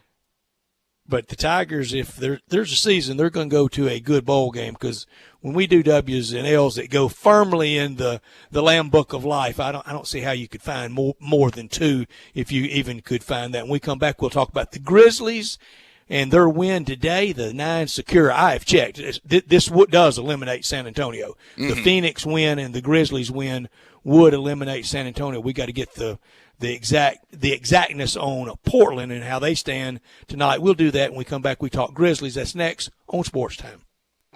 Spend your lunch with Greg Gaston and Eli Savoy on Sports 56 middays, delivered by FedEx. Weekdays from 10 to 1 on Sports 56, 96.1 and 87.7. Brian Elder's Roofing Solutions. Chris Price here for Brian Elder Roofing. The storms we've had over the past several months have been devastating to our communities. The rainy season is ahead. You may have not even noticed the dripping in your attic, water stains throughout your home, or even worse, mold and mildew. Please call Brian Elder Roofing and we will send out our project managers to assess any damage. We will not try to sell you a roof if all you need is a repair. We will measure your roof from outer space.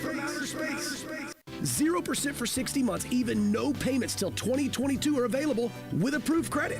If you've noticed missing shingles, water stains, leaks in your roof, call us before you call your insurance company at 867-0303. That's 867-0303, and we will provide a free, thorough inspection of your roof's condition. Call 867-0303. Brian Elder's Roofing Solutions.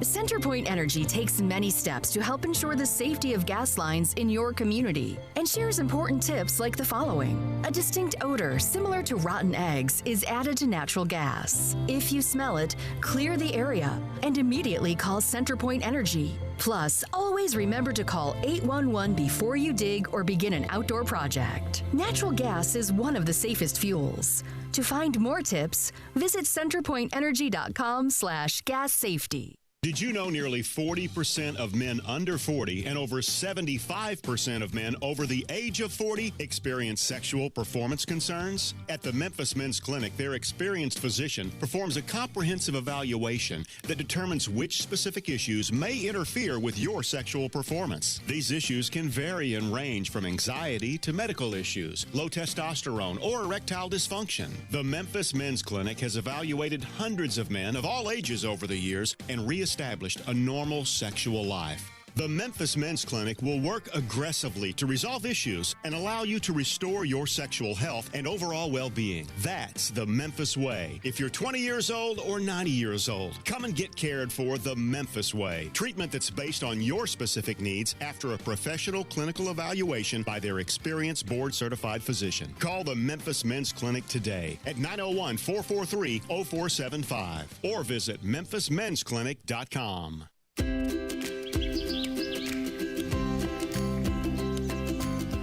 Summertime and the living is easy. No more cutting or paying utilities. Literally, you guys, Town Village Audubon Park, nestled in the heart of East Memphis, located corner of Park and Cherry, is a beautiful residential neighborhood. Looking for a great place to retire, but you still have a very active lifestyle? Then visit Town Village. Only requirements that you're 55 plus. Prices per month starting at $24.50. The Gourmet Chef welcomes you to visit our restaurant and bistro. Package includes 3 complimentary meals per day, maid service, free local transportation, monthly coffee club, theme dinner parties, lots of fun. Visit us and call Daniel or Bo at Town Village Audubon Park at 901-374-7342. There's no place like home. Town Village Audubon Park. Have you been to a Burlington lately? They have unbelievable deals on amazing brands and styles at up to 60% off other retailers' prices. No coupons or sales, just fabulous values every single day. It's a treasure hunt with new bargains arriving all the time and savings that'll surprise you. At Burlington, you get more for less, whether it's back to school, work, or just back. Now more than ever, you'll love the deals. You'll love Burlington. Hi, this is Rob Brown. Join Pete Cordelli and me for Sidelines, Saturday mornings, 8 to 10 a.m. on Sports 56, 87.7, and 96.1 FM. We'll cover the Memphis Tigers, the SEC, recruiting. Hey, if they keep score, we're covering it. Check us out on the website at sports56whbq.com and sidelines.live. Sidelines is brought to you by Duncan Williams Asset Management. Saturday mornings, 8 to 10 a.m. Get up and give us a call. Welcome back to Sports Time on Sports 56 with Wallo and Stats. This hour of Sports Time is brought to you by DeSoto Auto Sales. Here once again are Dave Woloshin and Brett Norsworthy.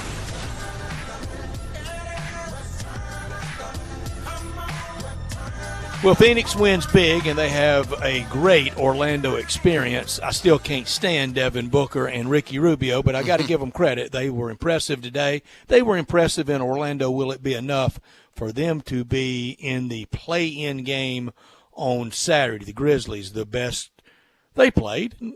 We know the Milwaukee lineup, but still, you got to go out and play, and they did, and they won 119-106. What a stat line for Jonas Valanciunas. 26 points, had 19 rebounds, 12 assists.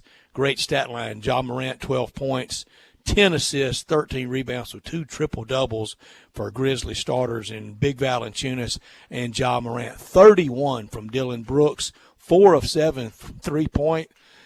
Boy, it came back to the first game in the bubble, the loss in overtime to Portland. You change that, and this would have been an easier, better experience, even with the Jaren injury. Yeah, I think that's the one that if the Grizzlies had lost today, that had been the one you really looked back at and was really just kicking yourself for, because who knows what kind of momentum that changes. You get that first one, and then you count. Yeah, I mean, first 3 games were all close, but you get that first one. Portland's reeling. Yeah.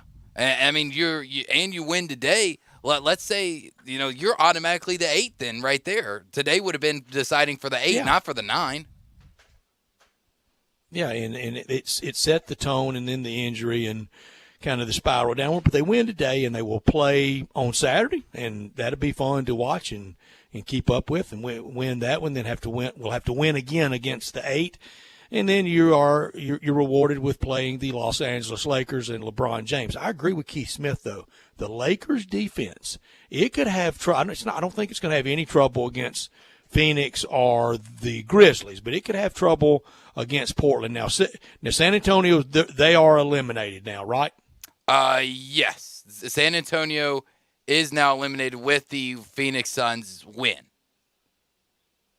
So if Portland wins, they're the 8. Yes, if Portland wins, they are automatically the 8, and the Grizzlies are the 9. The only way the Grizzlies can move up is if Portland loses, and I believe if Portland loses, then it would be a tie between the Blazers and Suns. So Grizzlies guaranteed in, and then I'm just another tiebreaker I haven't been able to figure out. I thought I had every little thing here in front of me, but Grizzlies for sure in at 9. Portland loses, Grizzlies 8, and then I think it's a tiebreaker between Suns and Trailblazers. Yeah, Portland loses. Grizz 8, Suns 9. And this historic note, this is big, and thank you to the person that just sent it to me. Historic. Spurs playoff streak over. Oh, that long pop stretch. Yeah, I didn't even think about that. Just due to the fact that I think we all kind of just assumed that it was over. Going into this bubble. That's one of the sports streaks out there, too. Yeah, I mean, going into the bubble, everybody just assumed that the Spurs were going to lay down and die and basically just play every young body they have and just see what they have, for the future. But they came to play in this bubble, and I applaud Pop and the Spurs for making it a battle, and almost was able to pull it out. Would it shock you at his age and with the streak over and his place in basketball history cemented, and it is up there in the how just the elite company in the history of American sport, what he has accomplished with San Antonio, and with no guarantee of when next year will start. Again, his age, would it shock you if that was it for Pop? It wouldn't shock me. And just kind of the U.S. basketball duties? Yeah, I think, he's kind of getting there anyways, just as far as his age. And, I think he's coming to realize, unfortunately with the loss of his wife, I believe earlier this year, I think he's come to the realization that there's other things out there other than basketball, and why he's still relatively healthy. I think he'd like to spend some time with the family, and he does have a love for USA basketball, and he can still stay close to the game and doing that every 2 years. I told you earlier you inspired me for a topic tomorrow. And are you going to tell me what the topic is? Do this. I'm going to throw it out there for everyone to ponder as well for tomorrow at 4:30, and it's a little bit along those lines, although that wouldn't shock me. What is still left that potentially, and don't anybody say a death, because we're not going to be that macabre. We're not going to do that. Because that kind of set this horrible year in motion with the loss of Kobe Bryant. But we're not going there tomorrow, so we won't get read if you send it in, so don't waste your time. But what's left to really shock us for 2020? There's not a lot of 2020 left, and we've had a lot of shock.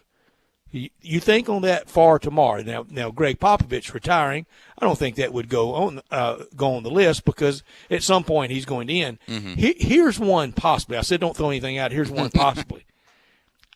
I don't see any way we have the Olympics next year. If we're already saying January and February is out for PGA Tour, how are you going to have July Olympics halfway or anywhere in the world? How are you going to do that in Tokyo, and how are you going to do it kind of full throttle? How are you going to have the real Olympics? I think at some point, and the people in Tokyo, very guarded, very, very conscious of the virus. I don't see any way. I think that we're gonna miss an Olympics. That would shock me. I think we still have plenty of time to try to get a vaccine out there relatively available to the masses and to the Olympic athletes. So I think 2021 for me is still on point. But as far as things that have happened in 2020, I'm going to stand by my statement. It's going to take me a long time tonight and throughout the day tomorrow to really figure out something that would shock me, just because I think I've reached my shock limit for the year, to where, I could read any headline and go, yeah, that makes sense. It's 2020, of course. Yeah, but there's always a new threshold. You're right. There's always something I haven't thought of. And this year, just the idea of somebody throwing out just a few of the things that have already happened this year, just as it relates to sports, we would have never been able to comprehend it or imagine it. We would have laughed again. Opening a show the other day with the Big Ten and the Pac-12 not having college football. Yeah, I think that's the one that really put me over the edge. If those two proudly historic conferences can call it, I'm not going to say call it quits, but can put an axe on fall football and seriously try a spring football in 2021, that was the end of my shock value, because I thought that while most of the time, throughout most of college football, it's always been dog-eat-dog conference for a conference, I thought at least in this time we would all come together and either we're all playing or none of us playing. Of course, when We obviously can't. talking about the Power 5, but for the Big Ten and Pac-12 to kind of just, I don't want to say rogue, but on their own just decide not to, and then adding even more confusion out there when we understand that every conference is getting and sharing the same data and the same facts with everybody else. So why was it so important for the Pac-12 and Big Ten to shut down now when so many others are willing to at least ride it out a little bit longer? Yeah, the Big Ten got out there early around the 4th of July after the Ivy League's announcement, and whatever they do, the Pac-12 follow suits. Mm-hmm. But those histories, those traditions, again, what it's going to do to those towns, some of the larger ones a little more okay to handle it, like Minneapolis, home of the University of Minnesota. Well, I think they're going to have the Vikings playing, and they have the Twins playing, and at some point the T-Wolves will get back to playing. So maybe not as much there. I don't know about as close to in and around the campus. The closer you get to the stadium, yes, that's going to be affected. But State College, PA, I mean, that's football town. Yeah. That's Nittany Lions. That's Penn State football. That's White House. That's Saturday night. When you turn it on there, you go, that looks like college football. Yeah, it's just the traditions. I mean, for all of the horseshoe, no Ohio State, Michigan State game, no USC, UCLA, and I know it's probably not the most biggest rivalry, but I mean, and when you look at the Pac-12 rivalries, no Civil War for the Washington schools, no Stanford versus Cal, no recreating the band on the field call this year. It's just going to feel so different, even though hopefully the University of Memphis plays and Ole Miss and the SEC play. So regionally wise, it'll feel the same, but just nationally, it's just going to feel off, regardless of how well it might turn out.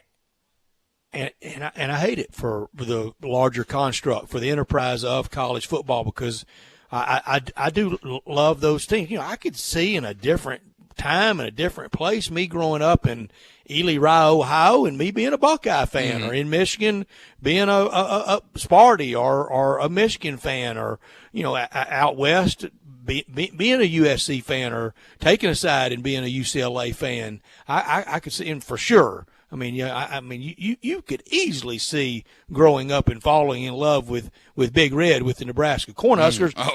There are a lot of Nebraska fans nationally that have never been to the state of Nebraska. No, it's just because of how great Nebraska was in the 70s, and then again throughout the 80s, and then a dominance in the 90s and into the 90s. I mean, yeah, it's hard. It's hard not to create a fan base when you're that good for that long.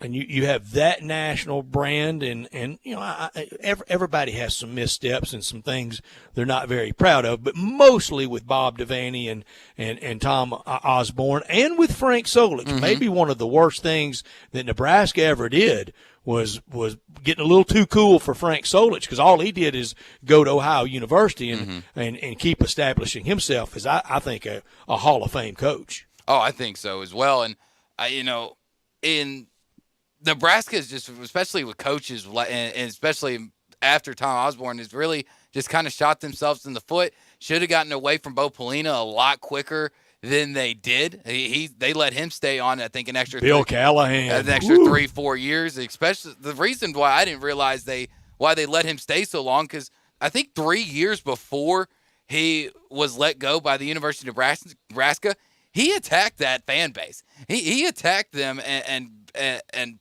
well, he's really nuts. really went against the fan base that is the most loyal fan base in college athletics. I mean, how do you? Well, you got to be nuts to do that, but he is nuts. I mean, very wound tight. I didn't go unstable. I just went wound tight. But the best thing he's ever said is his idea of immediately when you offer a youngster a scholarship they can sign right then, and that would stop all this junk of offering 300 people a year, like way too many do it. Everybody in the SEC does it, and it's ridiculous. If they all said yes, what would they do? They'd just start having to tell them no, and that meant the offer didn't mean very much. It wasn't very sincere, and I can't stand just kind of casting that wide net in recruiting. That Bo Pelini, it was about the only good idea he had. He was a tough guy as a player like that, and tough guy as assistant coach on the way up, but they got it wrong a lot of times, and it's what happens when you start firing coaches. At Tennessee, Philip Fulmer would have eventually turned it righted around. the ship. Enough for it not to just disintegrate into what it did, and now I think Jeremy Pruitt will do it. But when you start chewing through those coaches, Alabama did it, and they got lucky and got it right with Nick Saban being disaffected with the Wayne Huizenga and the Miami Dolphins. But if they hadn't, Alabama they had gone through a lot more coaches. Yeah, they definitely would have. If Rich Rodriguez had said yes. Yeah, they definitely would have. And back to the Bo Pelini idea. Honestly, I would 100% have them sign on the spot just so I don't have to look at any more top 15 lists. I mean, oh my goodness! If I've got to look at another guy go after a lot of talking with family and a lot of prayers, I've narrowed it down to 91. I've narrowed it down to 15 schools. Thank you so much for everybody 15? that really been recruiting me. But Love y'all. These are my top 15. Like, come on, man! I don't need to know your top 15. Yeah. I don't need to know your top 10, your top 5. Give me your top 2. That's it. I'll start to care then. You know who you just used it, and most famous for Chris Carter started. Come on, man! Don't you? Wouldn't you say on ESPN on Sunday Countdown on the NFL shows? Yeah. I tell you who really does a really good come on, man, and he says it a lot. Have you noticed it? Who? Joe Biden. He says come on, man, a lot. Yeah, I have noticed. Now that you mentioned it, yeah, it's there. Maybe he'll work his way into Sunday Countdown. We'll work our way into Taco Bell Crunch Time. That's coming up next. Stay with us as we wrap up this Thursday edition of Sports Time. Crunch Time next. Want to get your voice heard? Hit us up on the First Bank phone line or First Bank text line. Hi, this is John Conway with Conway Services. Have you noticed your air conditioning system struggling to keep up this summer? It may just need a tune-up. Good news, it's super tune-up time at Conway Services. We'll come out and perform our exclusive 16-point Energy Saver Super Tune-up on your air conditioning system for only $69 with a free on-leak check. That's right, Conway Services exclusive 16-point Energy Saver Super Tune-up for only $69 with a free on-leak check. We'll remove years of dirt, grime, and leaves from your air conditioning system. It's like taking your air conditioner to a car wash, all for only $69. If you have an air conditioner that leaks Freon every year, with Conway Services Super Tune-up, we'll include a free leak check. If that's not enough, we'll treat your unit with a special Teflon coating to help protect against the hot Memphis sun. So call Conway Services, the Mid-South's premier heating, cooling, plumbing, and electric service company at 384-3511. And call this week, and we'll do your super tune-up for only $57. Call 384-3511. Conway Services. Call Conway today. If you're going on vacation, making a college campus visit, or if business takes you out of town, there's just no better place to board your dog than Barks and Recreation, 965 Reddick Cove between Bud Davis Cadillac and the Blue Plate Cafe in East Memphis. Boarding, daycare, grooming, we have the best of everything at Barks. Indoor-outdoor kennels so your family member can go in and out as they please. Indoor and outdoor play areas. 4 walks a day. Group play and individual attention from the best staff in the Mid-South, which includes an overnight staff to ensure the safety and comfort of your pet 24 hours a day. All reasons to choose Barks and Recreation above all other boarding and daycare facilities. BarksDaycare.com or 509-0909. Check us out and make your reservations now at BarksDaycare.com. If your dog could speak, he'd say Barks. Get in the zone, AutoZone. Welcome to AutoZone. What are you working on today? Oil change coming up? We can help you out. Right now, you can get 5 quarts of Pennzoil high mileage motor oil and an STP oil filter for just $27.99. And if you need it fast, we can help you get it fast. Whether it's at home with our next day delivery or in store and curbside with our free same day pickup. The choice is yours. Getting the job done just got easier. Restrictions and details at AutoZone.com. Get in the zone, AutoZone. Jay Farner here, CEO of Rocket Mortgage. Making the right financial decisions has never been more important. When you turn to Rocket Mortgage, we can help guide you to those right decisions now, when they matter most. Mortgage rates are near historic lows, so now is a great time to call 8338-ROCKET. And if you need some extra money, a cash-out refinance could give you that financial boost you're looking for. Call today at 8338-ROCKET or go to rocketmortgage.com to learn more. Call for cost information and conditions. Equal housing lender. Licensed in all 50 states. NMLS number 3030. Welcome back to Sports Time on Sports 56 with Wallo and Stats. This hour of Sports Time is brought to you by DeSoto Auto Sales. Here once again are Dave Wolosian and Brad Norsworthy.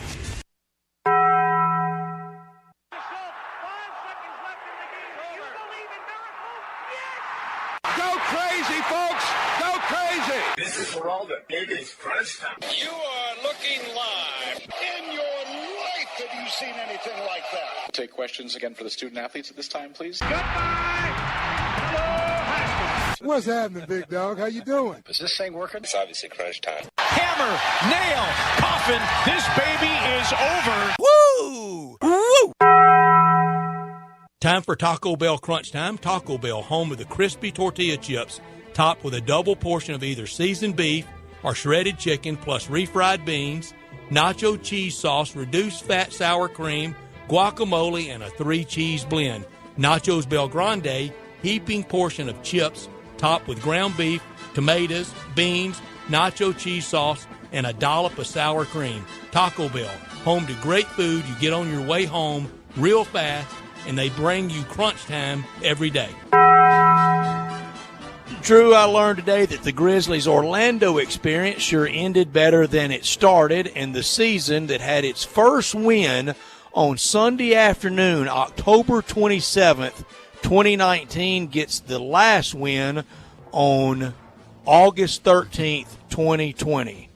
Nobody had that in preseason predictions. Nobody. What'd you learn today? I learned today that it's a great day to be one of the top 2 tight ends in the National Football League, as George Kittle of the 49ers reached a 5-year, $75 million extension.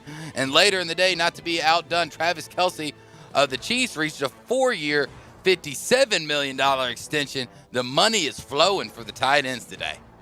It is. That's probably your 2 best tight ends. That was the 2 tight ends that represented the 2 Super Bowl teams in the last Super Bowl. But the best tight end in the history of the sport, he's still playing. He's just not that great anymore. Let me amend that. Tony Gonzalez is probably the best ever, but second best probably is Gronk, and we'll see what he has. One other thing I learned today. Second possible player mutiny at Florida State for Mike Norvell. Who saw this coming? Did you see any kind of this being exposed about Mike Norvell at Memphis? I didn't, and I don't know anybody that did. I certainly didn't, as somebody who is as in sync with what's going on in the program as you, me, and so many other people around this station really are. It was just a huge shock. I mean, the first one was a shock, and then for a second time, one, and covering up test results, Mike, not a good look. Not a good look at all. That locker room wanted Odell Haggins hired. He's still on the staff, longtime, venerable, respected, beloved FSU staffer, assistant coach.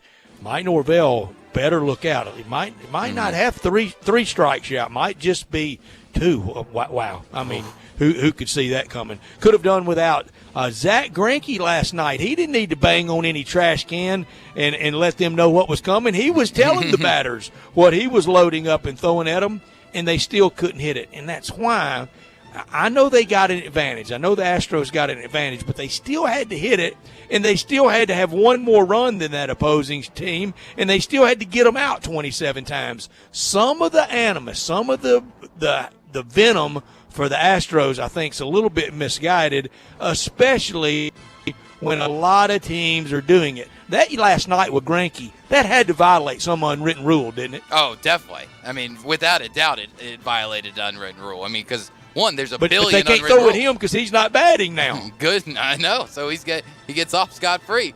What is it you could have done without? I could have done without watch ESPN. So obviously, I'm sitting here in Memphis, Tennessee. I plug in my parents' cable stuff because I don't pay for it, and I pull up the broadcast for the Orioles and Phillies, and it tells me my event has been blacked out in my area. Now, Brett, please explain to me how someone sitting in Memphis, Tennessee can be blacked out of a Orioles game going on in Philadelphia. I get to watch my team 10 times a year, and ESPN's going to block me out? Oh, ESPN's going to be hearing from me real quick. Drew, why would baseball and its TV partners black out anybody for anything? Right now, don't you think they need as many people wanting to watch and maybe be interested in a sport that we see dying before our very eyes by the day? No more blackout. We see it? Even when we have fans back in, and I know the whole reason behind blackout was to make people want to go to the ballpark in order to watch the games, but we're at a time where there shouldn't be a blackout regardless of where you are. I don't care if you're 6 seconds from the stadium. No blackouts. Put them on TV. Because you can't go in the stadium. You can't. I mean, goodness gracious. That's right. I mean, if you live across the street from it, it shouldn't be any blackouts right now. You're so right. And that reminds me, a friend of mine made a good comeback to my case about the NFL taking over on Saturday. He made the point that he doesn't think a lot of NFL games will go to Saturday because that would kind of undercut the Sunday ticket value. Mm-hmm. Yeah, it would. I didn't even – or in red zone, for that matter, too. Yeah, definitely. What are you keeping a close eye on tonight? Going to keep close eye on whether the Grizzlies are getting the 8 or 9. Trailblazers against Brooklyn for how the Grizzlies will pan out. Some of the hockey action tonight, Canes, Bruins, Flames in Dallas. And, of course, news from in the world of college football. And ESPN's really going to hear from me. If I get home, turn on my Roku, and I'm still blacked out. So hopefully I'm watching the O's and Phillies when I get home. I love when you turn on the Roku. I can't wait to someday when I can turn on the Roku or the Hulu. I haven't yet. I'm keeping a close eye tonight on this. I need to start hearing and seeing Twitter, great reporting of SEC schedule release. Until I see times, dates, places, networks, then I'm going to think it's just kind of a big bait, and here comes the switch. Come on, Greg Sankey, lead. Quit following. Lead on this. Put out a schedule. Put out TV partners. Put out times. Let us know something. Give us the hope. If we have to pull it all, the proverbial 5 minutes before it, but give us some leadership on this. You're right about watching all things from the bubble. Also be watching the 12-3 Cubbies against the Brewers. You mentioned Stanley Cup playoffs. And for the Cubs, Yu Darvish on the mound tonight, 2.12 ERA, Padres, Dodgers late.